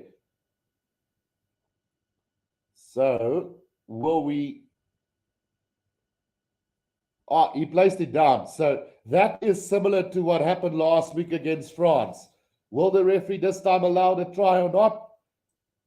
Well, let's not forget we didn't have communication with the TMO last week, but very similar to the try that France scored last week. So they must award this one as well. So 13 points to 11 at the moment. Yep, the try has been awarded. So try time to South Africa, 16 points to 13. And it's a chance now for Cheslin Colby to get the conversion again. Marius Kutsia says, remember, Italy won against Australia a week ago. Rohan says, jy maak ons sene wees klaar. Right, so Cheslin Colby with the conversion attempt coming up now. 16 to 13. The Springboks lead for only the second time in this game. What a seesaw battle this has been so far. Cheslin Colby now with the conversion coming up for South Africa. Cheslin already missed one, but since then has kicked a lot better. He had a wobbly one right in front that he got over. So let's see what happens with this one. Beautifully struck and over it goes. So 18 points to 13. South Africa lead Italy here. So we're back to that 5-point lead that we had after just 2 minutes of the game. Alvaria says Springboks doing all the playing, and then Pietman Guru is Franco keeping up with the pace, or should Kwagga come on, you think? Look, so far decent display from the players. I mean, Franco has had a decent game so far as well, but Kwagga and Irfan needs to come on in that second half. Faf de Klerk now waiting to clear this ball from inside the 22, gets it out to Salman Murat, who takes it up. Now Faf de Klerk again waiting for this one. He will get it out to Willemse, going to run it inside the 22 now. Billy Leroux with a long cut pass to Cheslin Colby. Colby puts it on the boot, and that one is going to find touch roundabout on the 10-meter line of South Africa. One would have thought that they would have tried to keep that one in play and try and chase it down. But some good effort there from inside their own 22 there, South Africa. And Paddy says Willemse have been playing better since he hasn't had to kick for poles. Brandon says no reason to suspect double movement, but this is what we're going to get from Rassie's behavior. Right, so now here comes Italy now with a penalty advantage from the 10-meter line of South Africa.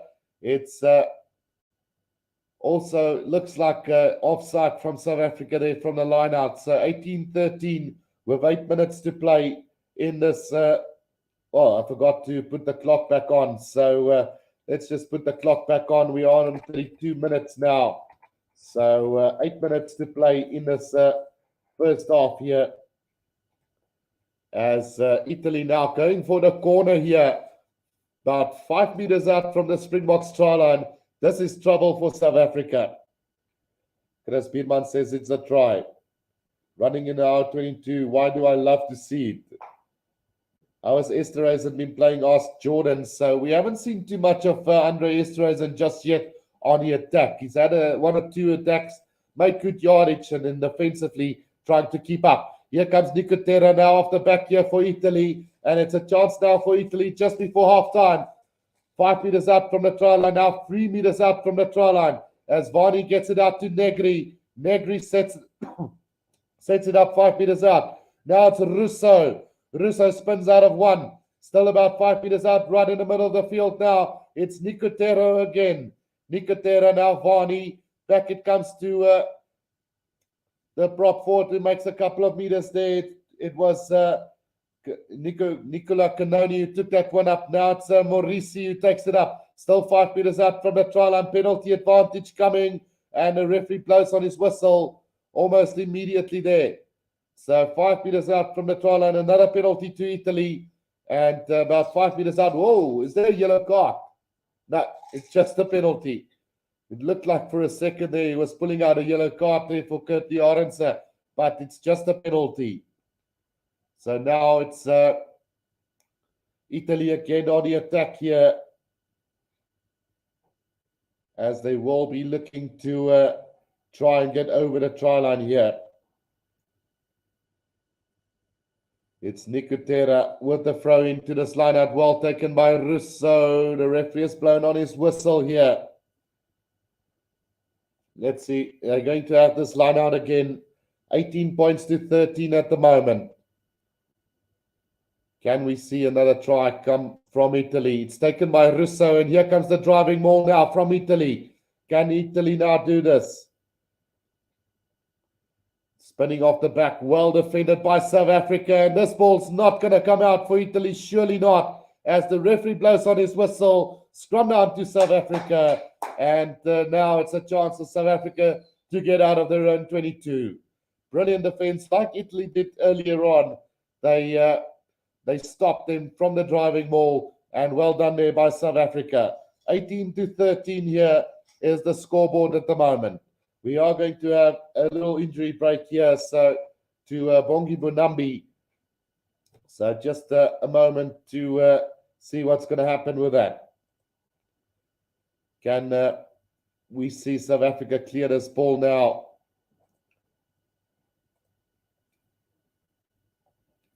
As we're just waiting for a little bit of attention to Bonambi and the rest of the team. This has been a decent performance from both sides, really. Nobody wants to slip up in this game. Pietman says, keep lubricating, Guru. Second half might be a bit rough on the vocal cords. Yeah, we definitely have to keep it lubricated, man. But I think I'll refill at halftime. Stuart Wason says, come on, Bokke, put the gas on. So at halftime, we are quickly going to go and have a look at what Kwagga Smith had to say during the week leading up to this game, as we will take a short break at halftime. There is still 5 minutes to play in this first half. So at halftime, we'll have a look at what Kwagga had to say up until the point where we have to do the start of the second half. Alvario says it was a try. And then let's see, typical strong runs, but not much to shout about, says Simon Barnes on Andre Esterhuizen. A big scrum here from South Africa as a penalty advantage is on there. And now they're going to run this from inside the 22. There's plenty of space for Cheslin Colby. What can he do from inside? Beats one or two defenders, but the cover defense do come up between the 10 and the 22 now. Here they come again as one of the players down in the background here for South Africa, I think. And it doesn't look too good. It's Willie Leroux that was down, but they are playing on now. Dion Lindy from just outside the 22 now, as the referee decides to blow on the whistle to come back for the scrum penalty. Massive scrum there from South Africa, putting the pressure on Italy, and then winning that penalty as well. Jetty being penalized there, as Damian Willemsen now will kick this downfield for South Africa. Paddy Pilot asked, chances of South Africa winning the World Cup next year? I think it's pretty good, Paddy. I think any of the top 6 teams or even 8 teams can go all the way. It's all about being able to win on a consistent basis. I mean, Ireland, France, South Africa, New Zealand,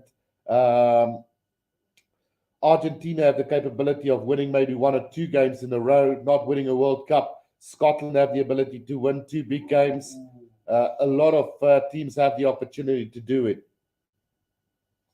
Antoinette asked, Guru, are you live streaming any other games after the box? So we will be doing the All Blacks game at 7 o'clock tonight as well.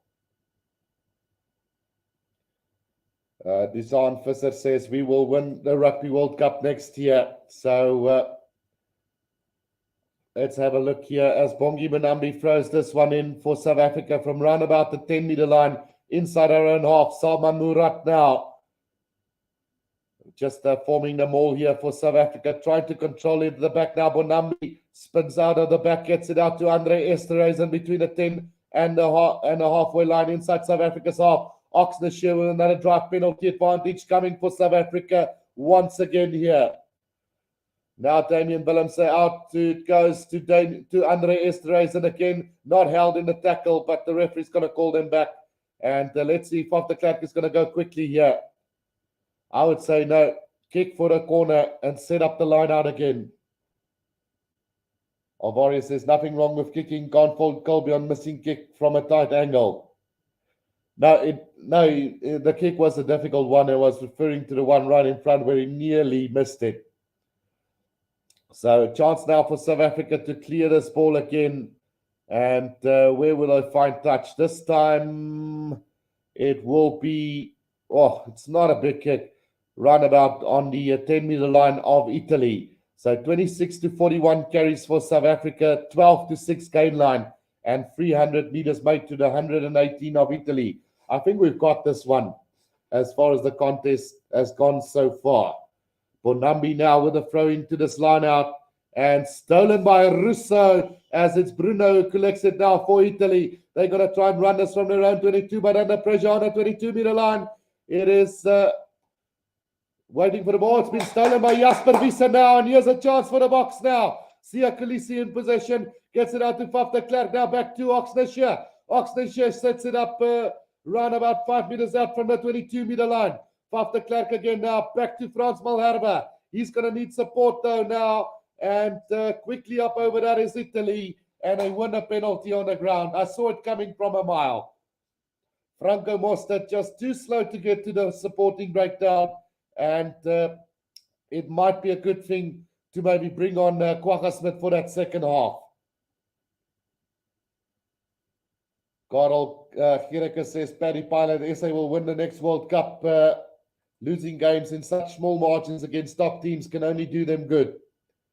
And then Mike says the World Cup can be won by at least 6 teams next year.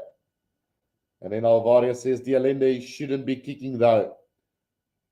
So one more line out here before halftime for Italy, as Frans Malherbe there pinned for playing the ball or holding on to the ball on the ground. Line out taken by Italy, and it's Lamaro off the back now, sets it up on the halfway line for Italy as Varney waits for it, goes with a kick into touch just to set up halftime here. And at halftime, 18 points to 13. It's a 5-point game.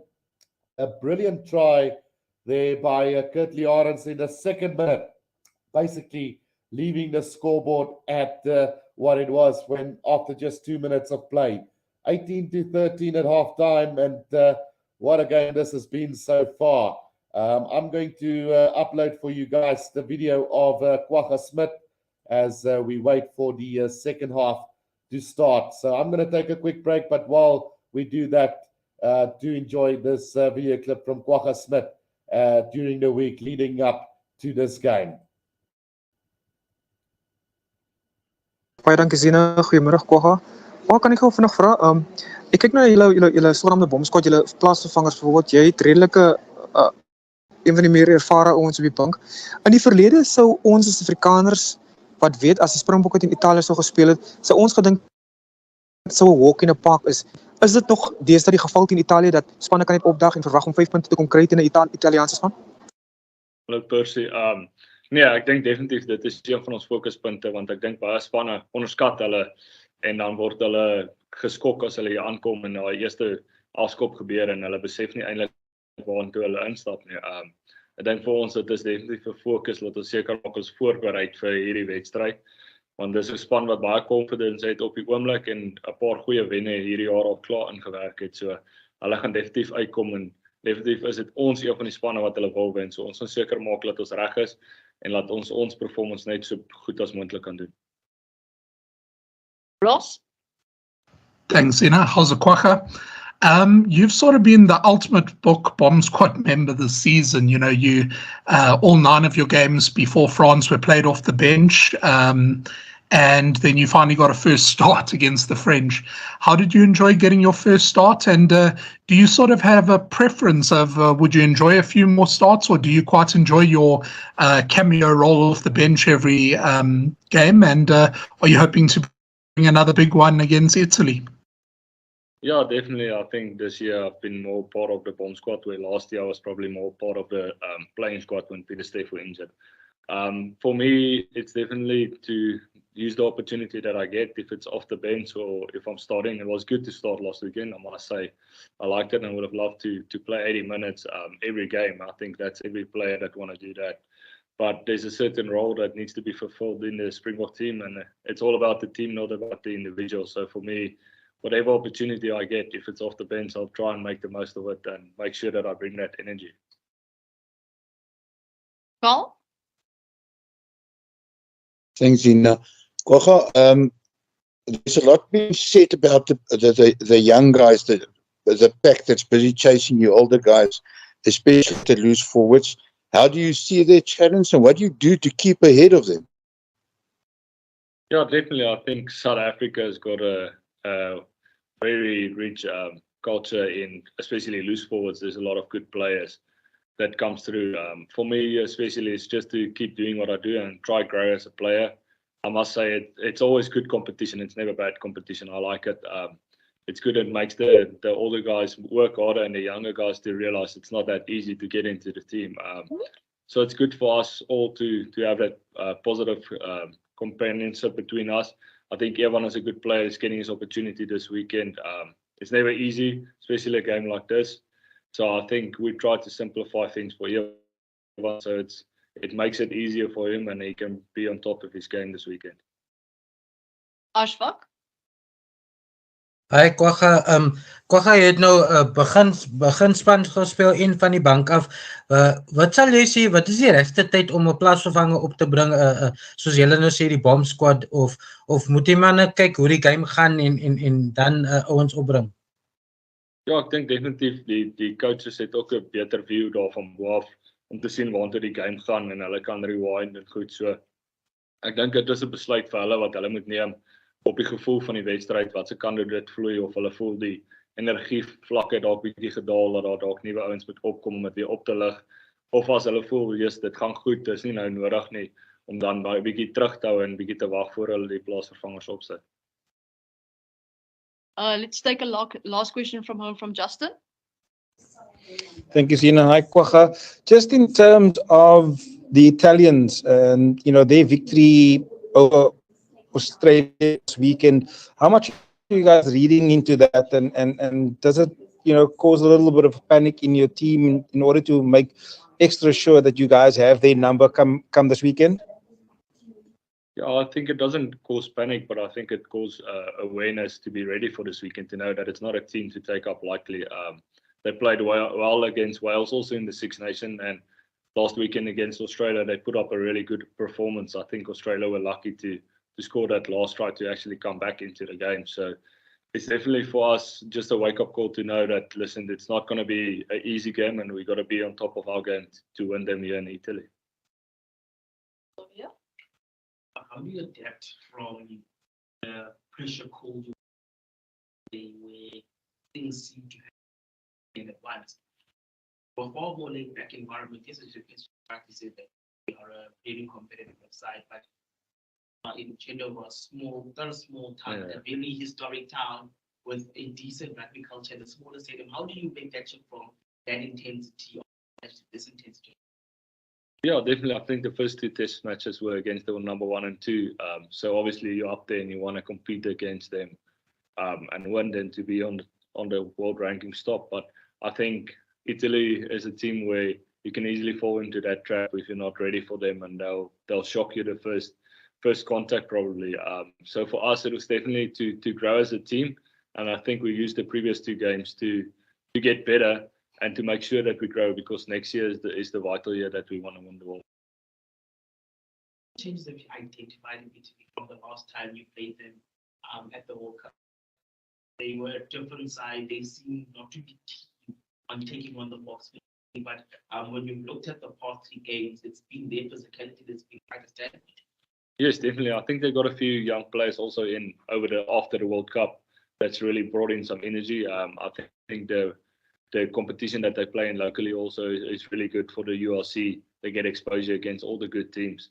But I think, like you say, their physicality has been really good. I think their scrumming has also been good. So it's definitely a challenge for us this weekend to make sure that we don't fall into that trap. What do you need to get that first win on tour? Maybe better execution or luck or both? Yes. I think the previous 2 games were really tight. Could have gone any other way. So I think we were unlucky to lose those games. But for us, definitely is to work to get this win and to just get the vibe up. But I think the guys know that we actually played well in those 2 games with little areas that might have cost us the games, but I think we're growing as a team, and that's where we want to go to, and we want to make sure we keep on growing this last 2 games. Dinge lyk dalk van buite af nou 2 verlore moeilik gaan in die kamp. Hoe kyk julle as spelers dan nou?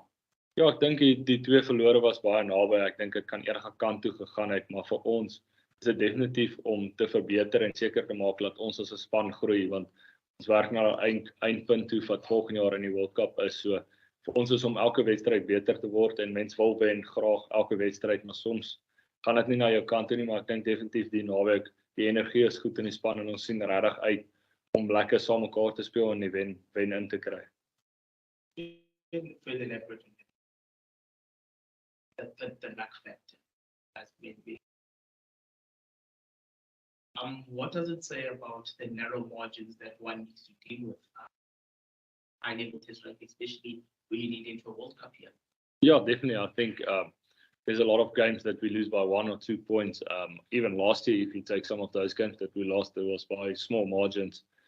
So definitely it is a test match, so it's always going to be close, especially when you play against the top tier nations and you're number 3 and they number 1 or 2. It's always going to be a close game for us. But I think, yeah, we need to narrow that down and make sure that we get the points when we need it and get the wins behind us. What lessons have you as a team learned that will be valuable next year's World Cup? Yeah, I think we've learned a lot from last World Cup, that we need to evolve our game and get it better, because we've lost a few games and it's almost always that 3 or 4 points or 2 points that we lose the game with. So there's a lot of stuff that we've been working on, and we're trying to get better at it, to grow our game and to make sure that we put teams away by 7 points or 10 points, so that those small calls that might not go your way doesn't have an influence on the game's result. Can you elaborate on that? What is? Yeah, no, definitely we're trying to get our discipline to be the most disciplined team in World Rugby, to give as less penalties away as possible, because that gives teams the opportunity to get into your half and to score points. So for us is to work on that discipline to make sure they don't get penalties to enter into our 22 and to score points, and then to make sure that when we have the opportunity to score points, that we score it quickly and we don't burn too much energy trying to get points. Cool. Thank you very much, guys. Thank you. Right, that was Kwagga Smith that spoke during the week, and the question is, will we see him come onto the field early in this second half? It's been a really frantic encounter here between the 2 sides.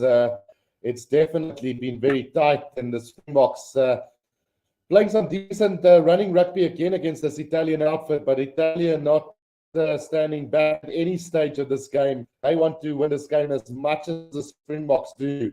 And let's quickly go through some of the comments that has come in. Pipan says, yes, Guru, it's time for Kwagga. The son first says, Willie pass nie. Hoe kan ons nou met so iemand wêreldbeker toe gaan? So I don't think it's Willie that doesn't want to pass. He's been passing pretty decent, Deshaun. And then Gottlob says, wait for second half turnovers. Expect Marks and Kwagga will change the game.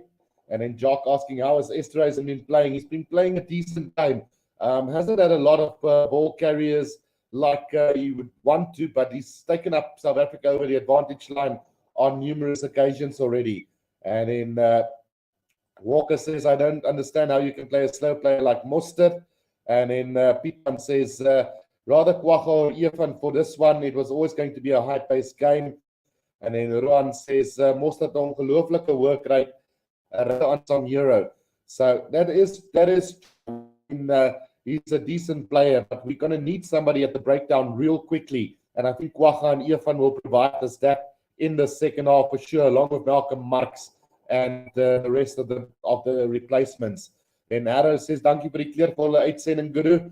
Ek het nou absolute vrymoedigheid om my DStv te kanselleer. Italië is 'n goeie toets vir die bokke. Ons kan die knoop deurraak. Fedo Stoff says, Forza Italia. And I think they can be very proud of their team's performance so far. They definitely not hold back against South Africa today, and we definitely not play a bad game. It's just that final decision making that needs to get spot on here from South Africa.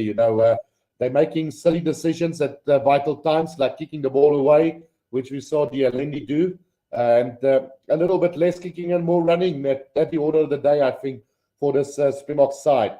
En Pietman sê is beslis Roan, ek stem saam met Sous, maar hierdie wedstryd meer gepas vir Spietster op nommer 7, klink dit vir my. And Gatima says the day we can't beat Italy is the day these guys go to the rugby camp in the bush. And then Matt Dragon Rugby says, hi Guru, busy watching Wales visit Georgia game at the moment. Thought I'd jump in at halftime, Italy only down by 5. It's nice to see how Italy has improved this year. Definitely, they've improved by a massive amount. I think they're quite exceptional and doing a great job, and got some incredible game breakers like Angie Capuso, like Pierre Bruno, like Ignacio Brex and Maurici, and then a vital player that they're missing today is their fly-off specialist in Pablo Garbisi, who I think would have made a massive difference. Not that Tommaso Allen are playing poorly, but I just feel that he would have made a massive difference. And then you got like so, and along with Nicotero, who's playing some exquisite rugby as well. And Donovan Murray says, this isn't a World Cup in squad. Well, they could always come back and prove us wrong at the end of the day. So, Train by Sate says, we're supposed to act them. Why is Damien kicking? And then Alpha Apex Predator says, keep growing rugby. And then Bokke must now up their game, says Jacobus van Staden. And then Chris also says, South Africa gaan wen, jy weet it. So a decent performance from both teams at halftime. It is going to be the start of the second half now, with Italy going to kick this game off from right to left for us in the second half. So a massive game coming up here in the second half. Hope you guys are going to enjoy this, and good luck to each and everyone as Tommaso Allen will get us underway here for the second half of this game. Good luck to both, and may the best team win at the end of the day. A very competitive, tight test match here between the two sides as we get the second half underway and ready to rumble. Right, so taken in by Jasper Wiese just inside the 22 year of the Springboks. Has popped the Klerk now, waiting for it at the back of this ruck here for about 10 meters out from the left-hand touchline. Here's going to go with the box kick over the top now. And chase coming from Kurtley Arendse. It's well taken by Angie Capuso on the halfway line for Italy. About 10 meters up from the right-hand touchline for them. Varney gets it out to Tommaso.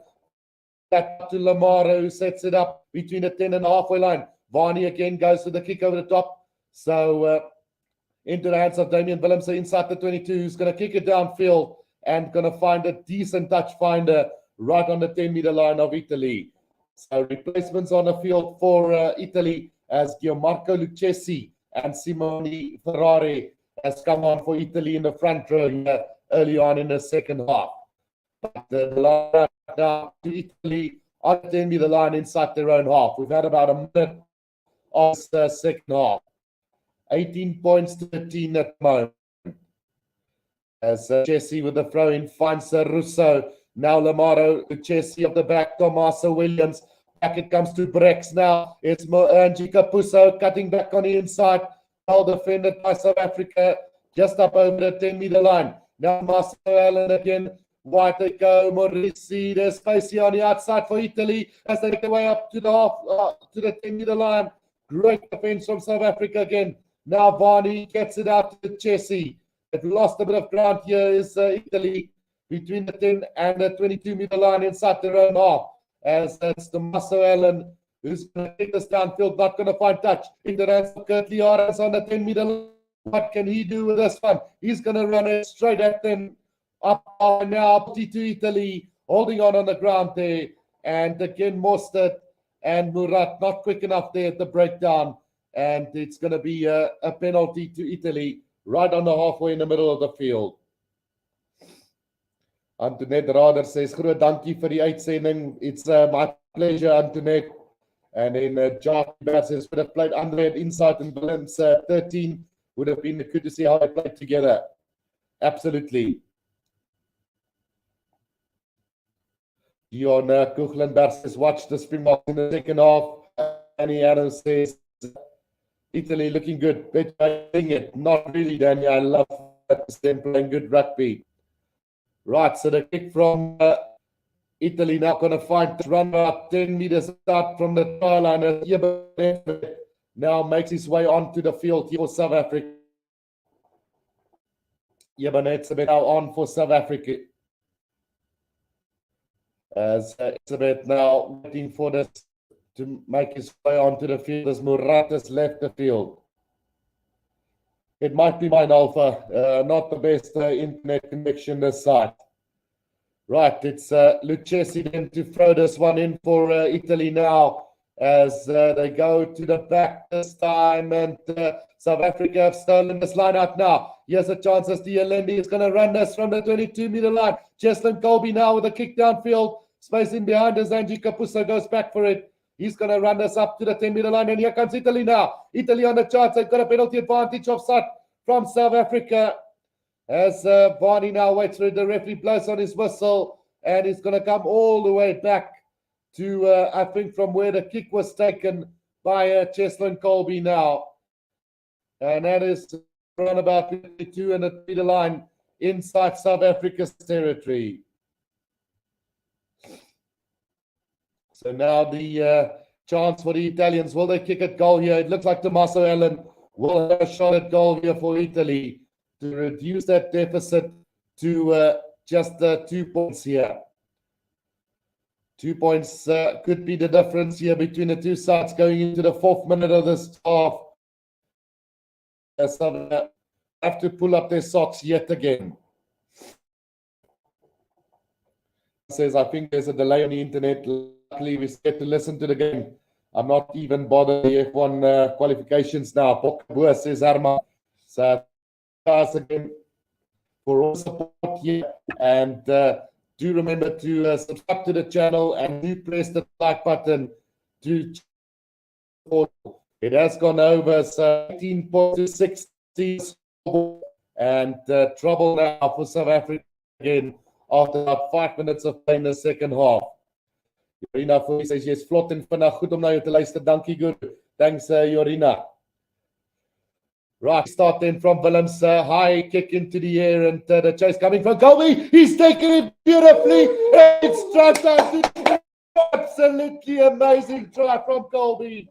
From the start there, I think he's pulled in the process. But it's a brilliant individual try from Cheslin Colby, who gets the kick off beautifully, ran into space and got the try. You will only see that from one of the best players in the world right now. How clean was that, says Simon Barnes. Brilliant kickoff, high-hanging kickoff, beautifully grabbed in the air by Cheslin, and then nobody in front of him. Brilliant try from the speedster. Cannon Moody go to sleep. This one is better than the one against Marika Corabetti. 23 points to 16, and how important will this one be in the context of this game? Wow, brilliant try, a great individual effort from Cheslin Colby. Poor from Italy, really. But it's a moment like this that can change the game, and think of it like a World Cup final. If this one had to happen in a World Cup final, it could have been the difference between winning and losing.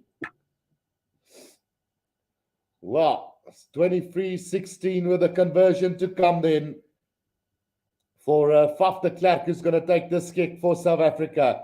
He's struck it badly, and that one's going to go well to the left of the post. So it's going to stay 23 points to 16.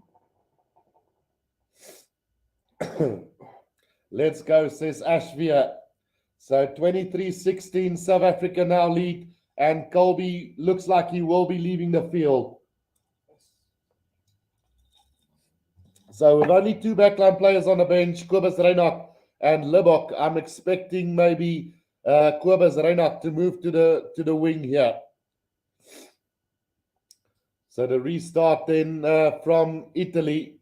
Couldn't see who's come onto the field here for the box, but Faf de Klerk now waiting for this ball just outside the 22 now for South Africa. Looks like he's going to go with a box kick over the top. The chase now coming from Kurtley Arends. Capuzzo underneath it. Thumping tackle from Etzebeth on him. Just inside the half of Italy now. It's Tommaso Allen with the kick downfield straight into the hands of Manny Lebok, who's on the field for the Boks now. Manny Lebok gets the pass out beautifully to Kurtley Arends. Up over halfway now. Up to the 10-meter line. He goes Faf de Klerk now. Quick ball to Eben Etzebeth now, who sets it up between the 10 and the 22-meter line of Italy. Faf de Klerk again now. Vali Leroux, flat pass to Marvin Nuri. Quick ball again. Vali Leroux now. Another little pass on the outside to Lebok. Now comes back on the inside. This Willems gets the pass out to Faf de Klerk, who slaps it back. Now it's a charge here from Frans Malherbe. Just about 15 meters out from the try line. It's Jasper Wiese driven back in the tackle though. Up to the 22 now. Lebok. Lebok gets the pass out to Vali Leroux. Vali Leroux to Sia Kulisi. Kulisi gets it out to Kurtley Arends. In for another try for the Springboks. Brilliant stuff from the Bok. And there comes another try for Kurtley Arends. 28 points to 16 with a conversion to come. Brilliant stuff from the Springboks. And this is how you silence the critics against Italy. We've got 2 firehouse tries in quick succession here for the Springboks. Simon Barnes says that entire possession was great. So amazing stuff here from the Springboks in the opening 8 minutes of the second half here, as Giovanni B says, lekker man. So 28 points to 16. Manny Lebok now will be attempting this conversion from the corner of the left-hand field here. And that is why you become a Springbok fly-off. You need to get these kicks over. So only in his second test here, Manny Lebok with the most difficult kick he has ever taken for South Africa. Right on the left-hand corner, it's Manny Lebok now to try and convert this one. Jacobus van Staden says that's how it's done. No Kwokon says Pietman. CP23 says I call it Lebok will change the dynamic. Maybe we have found our fly-off, says Ruan Manar. So Lebok now with this conversion attempt from the left-hand corner here. And it looks like he struck it beautifully. And that has gone straight through the middle of the posts. Yes. 30 points to 16. The Springboks now leading Italy. And in the space of 10 minutes, we are now well and truly ahead of them with 2 converted tries. Much more confident now going into this last 30 minutes of this game. Give that man a bell, says Michael Mackerel. So the restart then from Italy now. As we are asking who's your favorite player, so Evan Roos still to come. It's taken up by Jasper Wiese inside the 22 now for South Africa. And now they're going with the box kick over the top. Kitshoff also on the field for the Springboks. And this time Angie Capuzzo takes it beautifully in the air, runabout on the halfway line. Now Varney gets it out to Tommaso Allen. They're going to try and run this themselves now as Russo takes it up for Italy. Varney again to Tommaso Allen on a loop around there. Ioane with a long cutout pass, this time to Brex now. Brex running infield, not gaining any ground, getting tackled back by South Africa on the 10-meter line of Italy now. It's Ioane. Ioane tries to step a couple of defenders. Penalty advantage coming for a high tackle. Now it's quick hands from Italy. It's Angie Capuzzo back to Ioane on the inside, but the ball spills out loose. And it's going to be a penalty to Italy on the 10-meter line inside Italy's half. Jacques Hubert says that Simon Barnes, I rate Willems rather as a centre. And also, Herman says, I feel for Colby. He got injured after scoring that try. Pietman says, good daai verkoue is op pad, broer. Jy moet coke gooi. Oh, that kick hasn't found touch. And now here's a chance for South Africa to counter-attack. Now, Vali Leroux is going to kick this one. And it's a wobbly old kick from him. Yeah, finding touch about between the 10 and the 22-meter line. That one slicing off the boot. But, yeah, you can't do everything 100% in a game like that.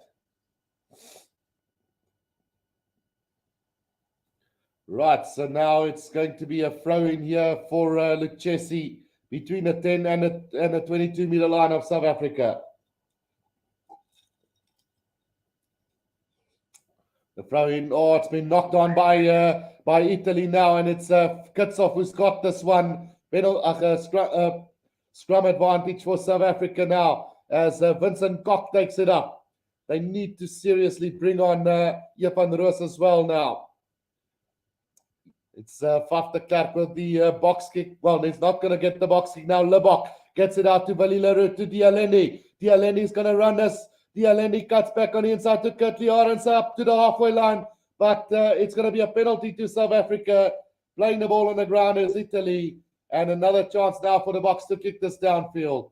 So Malcolm Marx, Kitshoff and Vincent Kok on the field, along with Jebanetsevet for South Africa. Herman says, like my Italië, voel nou die druk. Nice bokke. So Lebok with a kick downfield and finding touch round about 15 meters out from the try line. A chance now for the Boks to really get into the driving seat here. Kwagga Smith also on the field. So we're just waiting for Van Roos to make his way onto the field as well. One has to feel for that guy. The throw in from Malcolm Marx finds Jebanetsevet. Kulisi off the back now. Kulisi still going. Kulisi now 5 meters up from the try line. But a little bit isolated penalty advantage coming for South Africa now. Gets it out to Faf de Klerk who puts it on the boot. But the referee's going to call him back from just 5 meters up from the try line. 30 points to 16 now. And we've still got 26 minutes to play. 5 meters up from the try line. What will the Boks do? Go for the line out. Sets it up 5 meters up from the try line now. And will we see Kobus Reinach and Van Roos come on the field real soon as well? Surely they must. Chance now for the Springboks here to settle this game. The line out from Malcolm Marx to the back. It goes to Jasper Wiese off the back. Gets it out to Jebanetsevet now. Just 5 meters out from the try line. Kwagga Smith for the try line. And he gets the try for them. That is another beautiful try from the Springboks. And it's Kwagga Smith who gets over for the try. South Africa now in total control of this game. Much better from the Springboks. Playing this Italian side off their feet now, and Kwagga Smith off the back just picks it up and over for the try. Brilliant, brilliant, brilliant. 35 points to 16, and any doubt that we had at halftime has just gone out the back door. Sharkbrain asked, when will Van Roos come on? It's about time that he comes on now, Sharkbrain. The conversion goes over, and 37 points to 16. Sakabula says, Kwagga, jou zebra, die bokke waaraan ek gewoond is. En Giovanni says, hier kom 'n ding. Right, so 37 points to 16 now for the Springboks, as we've got a 21-point lead now. Ina Skutte says, 44 skree mooi, referring to Charlie Sterron again this week with her comments on Afrikaans-speaking people. Right, here comes Jasper Wiese from the kickoff again now. Inside the 22, South Africa got the possession now. Marx just controlling that ball at the back now as Faf de Klerk will go with a box kick over the top now. The chase coming from Kurtley Arends again. Angie Kapuso, has he knocked that ball on? Will it come back? Yeah, it's a knock on from Italy, and it's a scrum down for South Africa, right about between the 10 and the halfway line here of South Africa. Damn wall bust. Now it's for Jugula, says Mamania. Kwagga, you biscuit. Keep the rolling in, boys, says Stuart. South Africa now well and truly in control of this game as the score now 37 points to 16. And a very good performance now from South Africa, keeping them at bay here. Scroll down, Faf de Klerk will feed this one in for South Africa now. An opportunity here. Well, Sakabula, Charlie Staron said that Afrikaans as a language must be scrapped because there's only about 44 people still speaking the language. Right, so that scrum has gone up, and it's going to be another reset scrum here for South Africa. Kat El says, Lekker bokke, make us proud.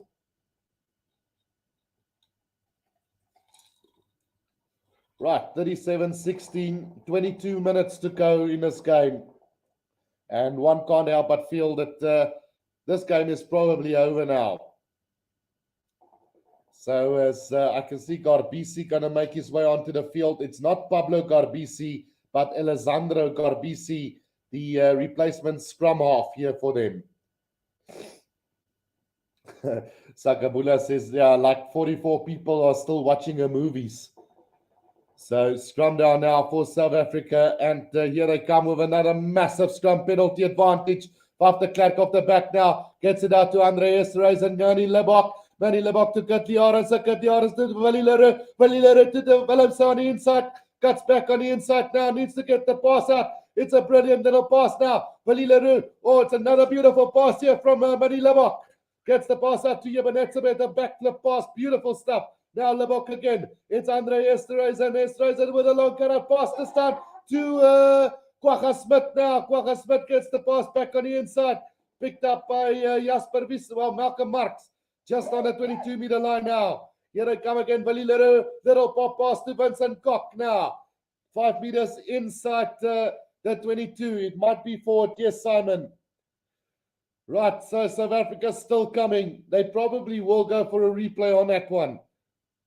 Now here they come again, Jasper Wies now, 5 meters inside the 22. Here comes Malcolm Marx with a little pop pass.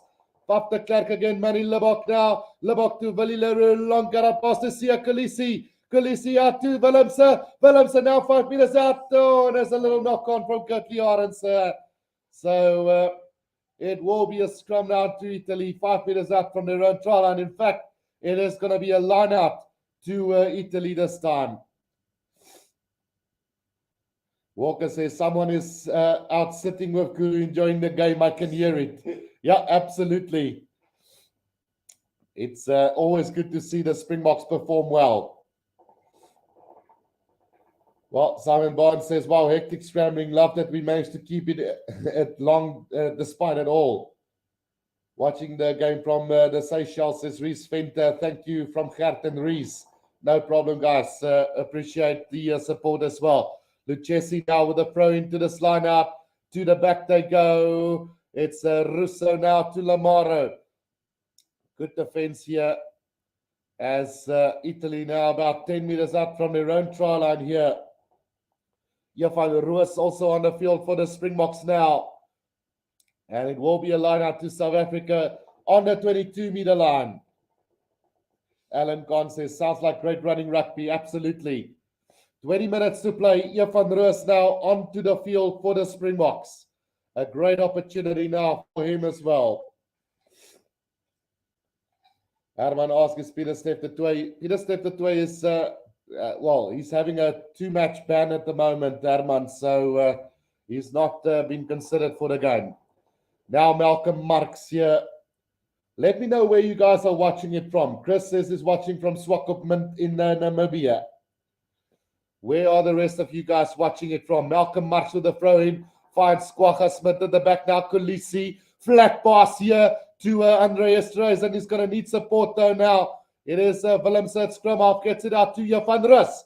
Roos sets it up about 15 meters out from the try line in the middle of the field. Now it's Franco Mostert.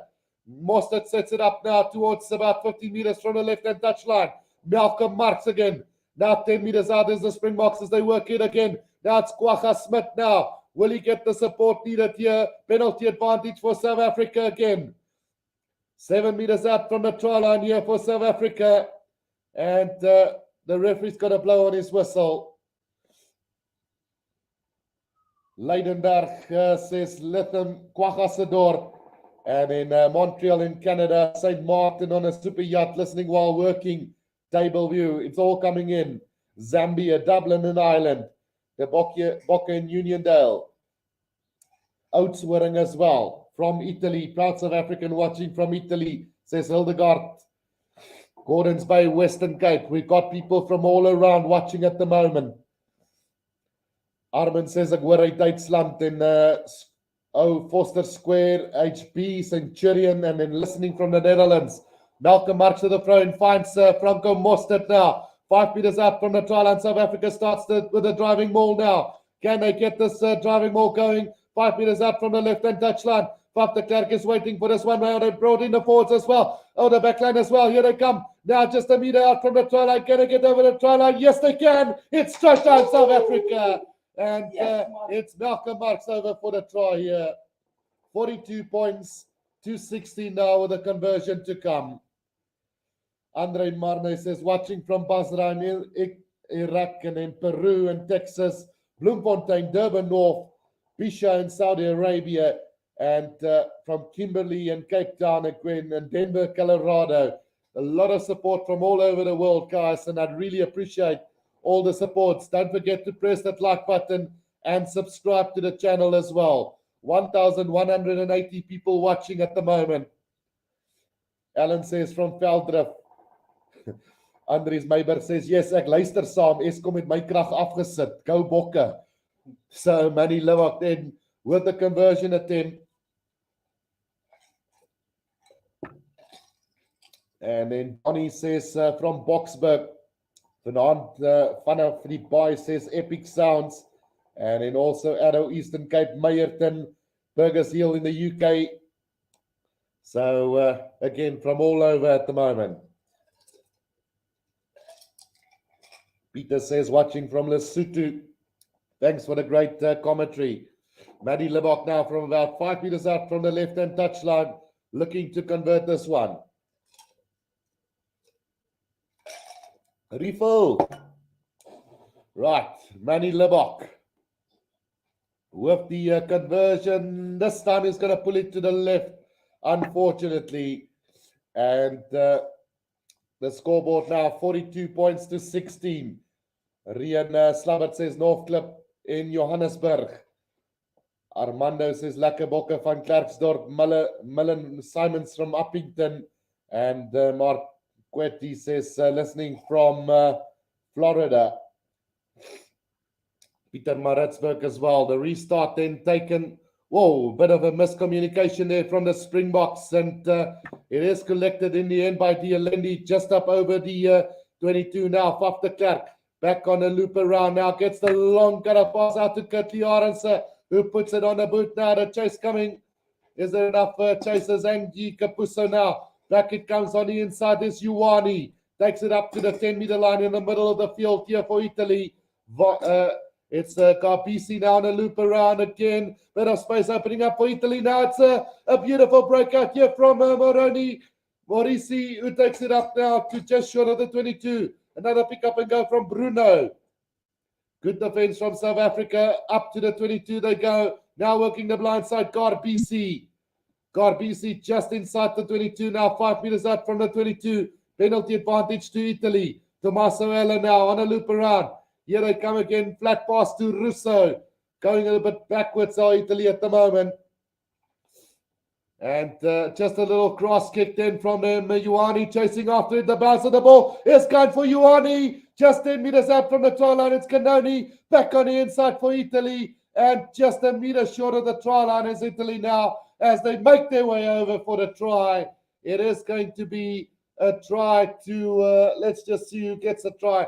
I think it's Canoni who scored the try there for them. But Italy on the board as well now. 42 to 21. Brilliant play again from the Italians as well now. Armin asked, kan jy asseblief my sê wie op die veld is vir die Bokke? So we'll do that in just a second, Arman. So all the replacements, I think, except for Kobus Reinach. So Malcolm Mark, Steven Kitsel, Vincent Kok, Evan Etzebeth, Kwagga Smith, Evan Roos, and Manny Livok on the field, along with Franco Mostert, Kolisi. Who else is still on the field? But all the replacements except for for Kobus Reinach has been used here for this game. Martin says, thanks for brilliant commentary from Jeffreys Bay. So Kobus still to come onto the field. Right, so the conversion attempt now from Tommaso Allen. He's going to pull it to the left as well. And the scoreboard now, 42 points to 21. Sean McCarthy says, Thailand hot here like the Boks tonight. James Robertson from Port Elizabeth. 1.2k people watching at the moment. Don't forget to press that like button and subscribe to the channel if you're new. Johnny Douglas says, Charlie's Tronne daai en gejinx. 44. Ja. Ja, tot Libbok het geweier om 44 vir die bokke op die telbord te sit, says Arrow. So Libbok then with the restart then to this game. It is a high-hanging kickoff and well taken by Italy now, just outside the 22. Well done by Russo to slap that ball back, but a massive counter-ruck here from the Springboks. But they're going to get penalized here, and it will be a penalty to them. Herman says, Guru, jy gaan met 'n bietjie gemmer bygooi daar, sal jy help vir die geblokte neus. Yeah, I'll definitely try that. I don't know what happened. It just started last night, a little bit of a sore throat, and then from there, it just kind of escalated a little bit throughout the day. But it is what it is, like I always say on my channel. Probably my slogan as well. It is what it is. So Faf de Klerk now off the field and Kobus Reinach on for South Africa as well. Duchessis now with the throw in, finds his jumper well now. Here comes the driving ball. Maro of the back now. Garbisi gets it out to number 23 replacement there on the field as well for them. Menocella. The little turnover from South Africa and a kick downfield now. Under pressure is Italy now. Just 5 meters out from their own try line. As Garbisi will have to get that ball back now for Italy. Slowly but surely now they've got it back, sets it up 5 meters out from their own try line here. Is Italy now with 11 minutes to play in this game. Oh, South Africa has turned us over somehow and Kitshoff gets the try. Not quite sure how that happened, but the Boks have scored another try here from nowhere. Absolutely nowhere. The Boks gets the try. Well, I would love to see the replay there. So let's have a look there. The ball just spilled out of the ruck and then picked up by the Boks and then just worked through the hands to Stephen Kitshoff, who gets over for another try for the Springboks. Simon Barnes has loved every second of that run. So we still got people saying where they're from. So it's brilliant here to know where everybody's coming from as well. Jade says, great commentary, Guru. Watching from Woollentaba, Newcastle in KwaZulu-Natal, says Michael, as Libbok now will just convert this one right in front. So 49 points to 21 it is now. And it looks like my prediction finally is coming true. I did say the Boks were going to win by 20 plus today. And it looks like finally it is happening here. Brad 71110 says, goeie bietjie Afrikaanse kommentaar vir 'n minuut. Pel, 44 mense sal verstaan. Right, so let's do the next minute in Afrikaans. Die afskop daar van Italië af. België vat daar deur Suid-Afrika in die 22. Malcolm Marx, hy vat dit oor die 22 meter lyn as Kobus Reinach wag vir hom, kry hom uit na Manny Libbok, maar die referee skreeu vir 'n penalty daar en dit is 'n penalty vir Suid-Afrika hier binne die 22 van Suid-Afrika en 'n speler op die oomblik van Italië op die grond wat gaan moet hulp nodig kry van die medics af. Right, then I'm going to leave it at that for the commentary in Afrikaans. At least 44 people would have understand. Arrow says, nou voel die hele stadium vol Italianers soos Guru, erg snotterig. Eng Meiber says, goeie bietjie Afrikaans Guru. En dan Sam van der Berg, Sam van Phuket, Thailand, lekker bokke. Ek is een van 44, says Thomas. So let's just stop the clock there for a second. And Basil Bees and Honey Flock says, what is he saying? I was speaking our language, Basil, for the 44 people that was understanding it here in the studio, according to actress called Charlize Theron. Right, 49 points to 21 it is. And we've got still about, let's just correct that scoreboard as well, the time on the clock left here. We've still got about 10 minutes to play here. We're just waiting for an injury break to one of the Italian players. And it's not looking too good for him at the well. Well, they're actually doing the Mexican wave here at the Italian stadium. Can you believe it? Their team is behind 28 points and they're still doing the Mexican wave. That tells you a lot. The support for this Italian side is incredible. Waldemar says, ons kyk uit koue winter, South Dakota. En dan Ina Skutte says, jou Afrikaans was goed, Guru. It's the Italian wave, says Jacques Hubert. And how to cook Italian pasta in 49 minutes, says Sosisa. Henk says, daai was briljant. Kyk hoe klink jou luisteraars.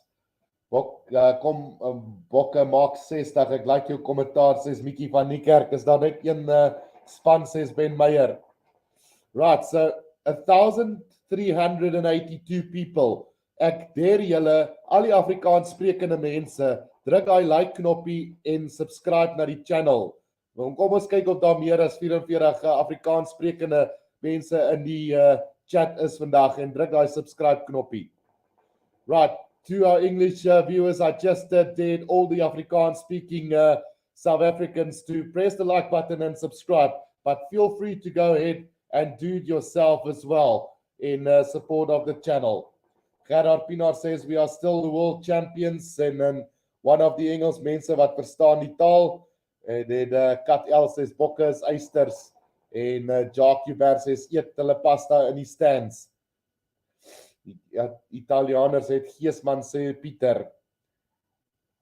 Right, so let's see how many likes we do have. We've got 261 likes on the channel. Let's try and get this to 300 as quickly as possible. We've had 1,360 votes with 89% saying that South Africa was going to win this game. So congrats to the 89% that's got it so far.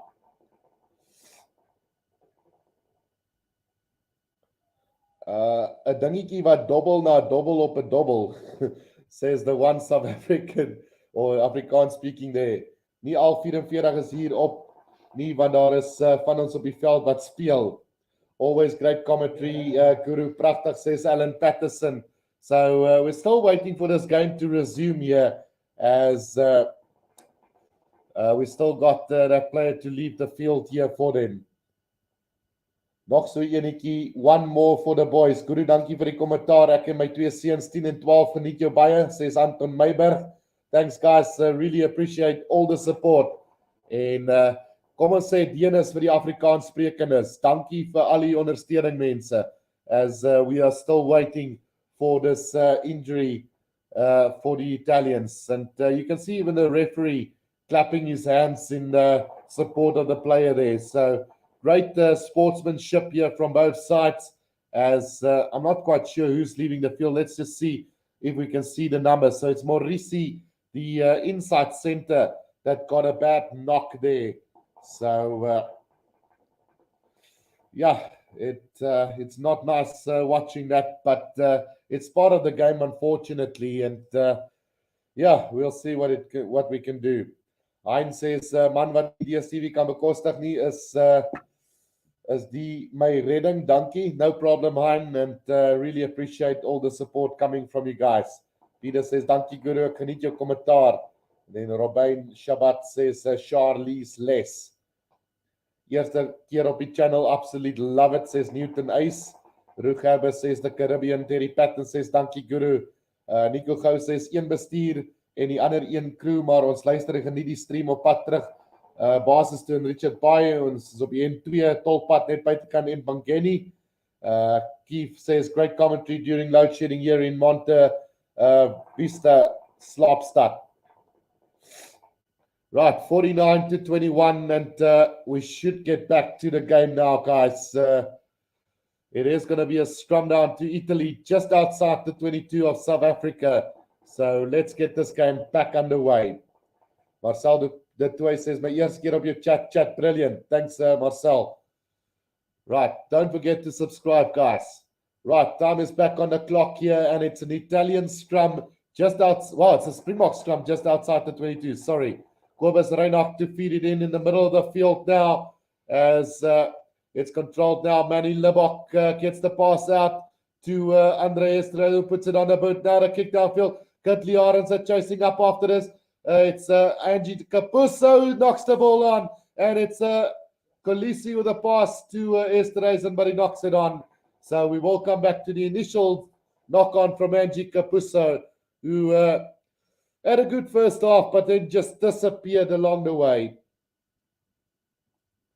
Hendrik says, not bad, Kuru. I told you the bench is strong. Chris says, as a Sauti, I love Afrikaans.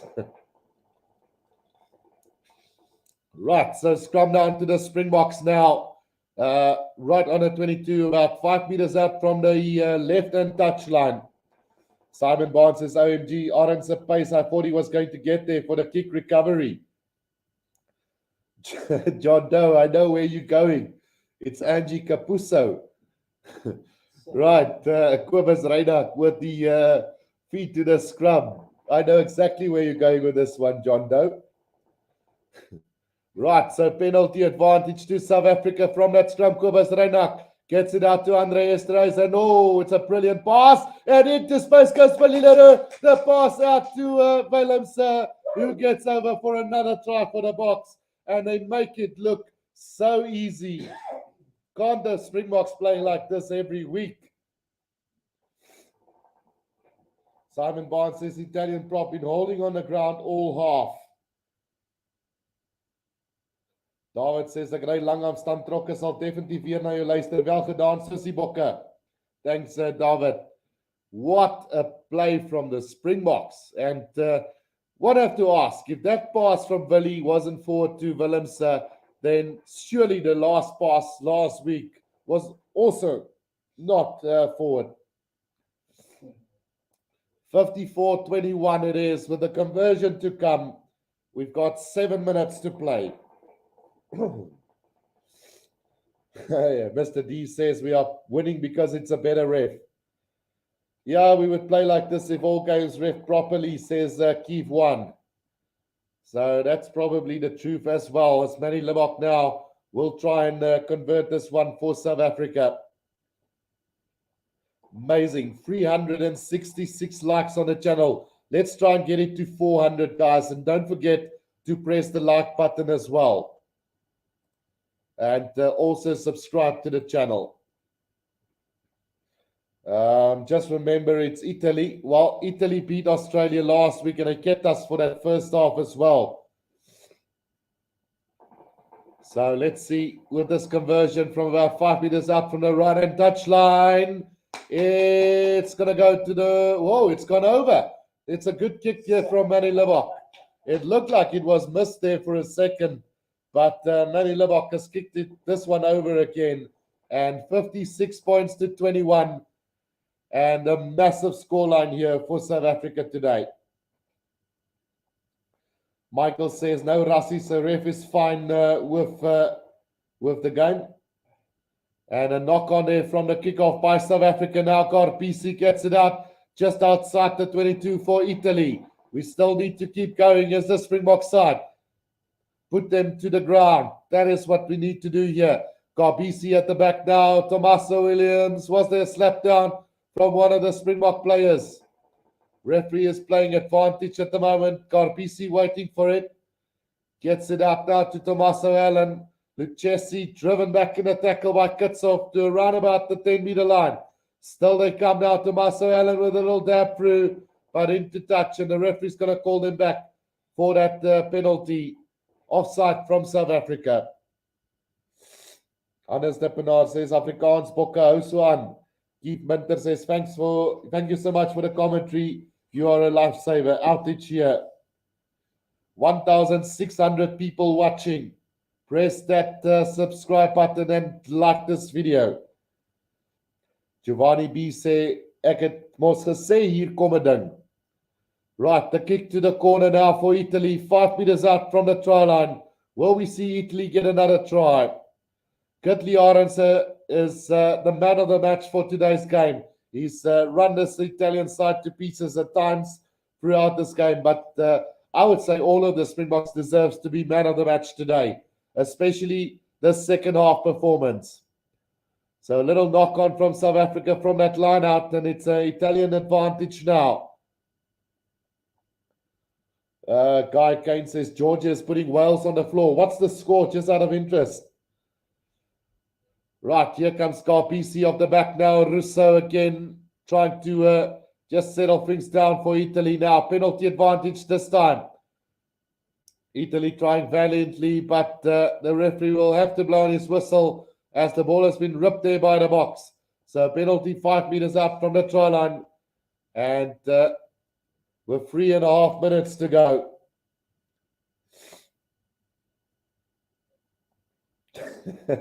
My vrou lag lekker, sy dog, jy sê een van die ouens kry 'n Capuso. No man, come on George. It's the fullback Angie Capuso. Eric Davison says favorite Italian food pizza, favorite bok food burn pizza. And in Big THD says the ref has eyes in his head and dinner with Rassie. Andries says Libok Willemsen beweeg daai agterlyn baie goed, lekker hardloop rugby. It's Italy now on the attack, but it looks like South Africa has stolen this ball. Penalty on the ground for South Africa with 2.5 minutes to go in this game. Slayer deploy says dis net Buffelsfontein wat so mooi loop, bederf yourself. Well, normally it would be, but it's not. Not today, unfortunately. Manny Libok to go with the kick downfield here for the Springboks. Guy Kane says Wayne Barnes is behaving on the sideline today. A game without any yellow or red cards today. Wow. Rassie will have drinks with the ref tonight, says Mike. En wel gedaan, Bokke, trots op julle. Right, so the throw in from Malcolm Marks now, and scrappy off the back taken by Vincent Kok on the 10-meter line of South Africa. Here van der Roos now with a pick up and go, but he slipped a little bit. Have to settle down between the 10 and the halfway line. Now the box still coming, going a bit backwards. Now Kurtley Arendse just up over the 10 now. Inside South Africa's half, it's again Vincent Kok to Kitshoff now. Now it's here van der Roos.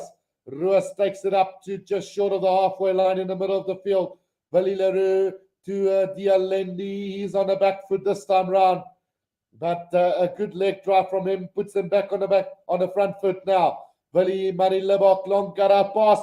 Beautiful to see Akalisi Kadiarasa now. Up over halfway he goes. Back cuts back on the inside. He could go all the way. The pass on the inside. And it's going to be Quivers Reinhardt for another try for the Springboks with less than a minute to go in this game. Another try for the Boks, and it's 60 up today. Yes. Brilliant stuff from the Springboks, and what a second half performance from them. Well. The Boks coming up with the goods today. Great skill level, and a brilliant cut inside from Kurtley Arendse to Quivers Reinhardt gets the try. Loop soos 'n meis met slippers. Like jou uitsaai. Geniet dit. Says Slayer Diplo. 60 plus for the Boks. Excellent. PG van Deventer says Vrystaat. Boks by 44, says Chris. Yeah, it unfortunately can't go that way. It's 40 points now. If Manny Libok or Colby just could have slotted an extra conversion kick, it would have been 44. Kurtley Arendse van die Paul Annie Brand says Azron. And good to see the boys enjoying themselves out there. Kurtley Arons just receiving some attention, but the time is up on the clock, and what a performance from the South African side today. Couldn't see that last conversion, so not sure if it's gone over or not, but South Africa has blown this Italian side off the field today with a great second half display, and I haven't seen this in a very, very long time from South Africa. So the conversion have gone over. So 63 points to 21, the final score here. And it was absolutely brilliant from South Africa. So let's just put that full-time marker on. It's a massive win for South Africa today. And I thoroughly enjoyed every minute of this game, along with everybody else that was in the chat today. And then Shane Hansen says, daar wen Georgia vir Wallis ook. So that's another big upset then, if that is the truth. Herman says, weer eens dankie vir jou kommentaar, Guru, uitstekend soos altyd. And I have to thank each and every one of you guys that have joined the stream. This stream has just proven to me that the channel is still well and truly alive and still going strong. And I will see you guys a little bit later for the All Blacks versus England game. And we'll see how it goes from there. Until next time, guys, this is the Rugby Guru. Hope you guys enjoyed it. En vir ou laas Afrikaans sprekendes and everybody on this stream, druk daai subscribe knoppie. And I will see you in the next one. Cheers for now.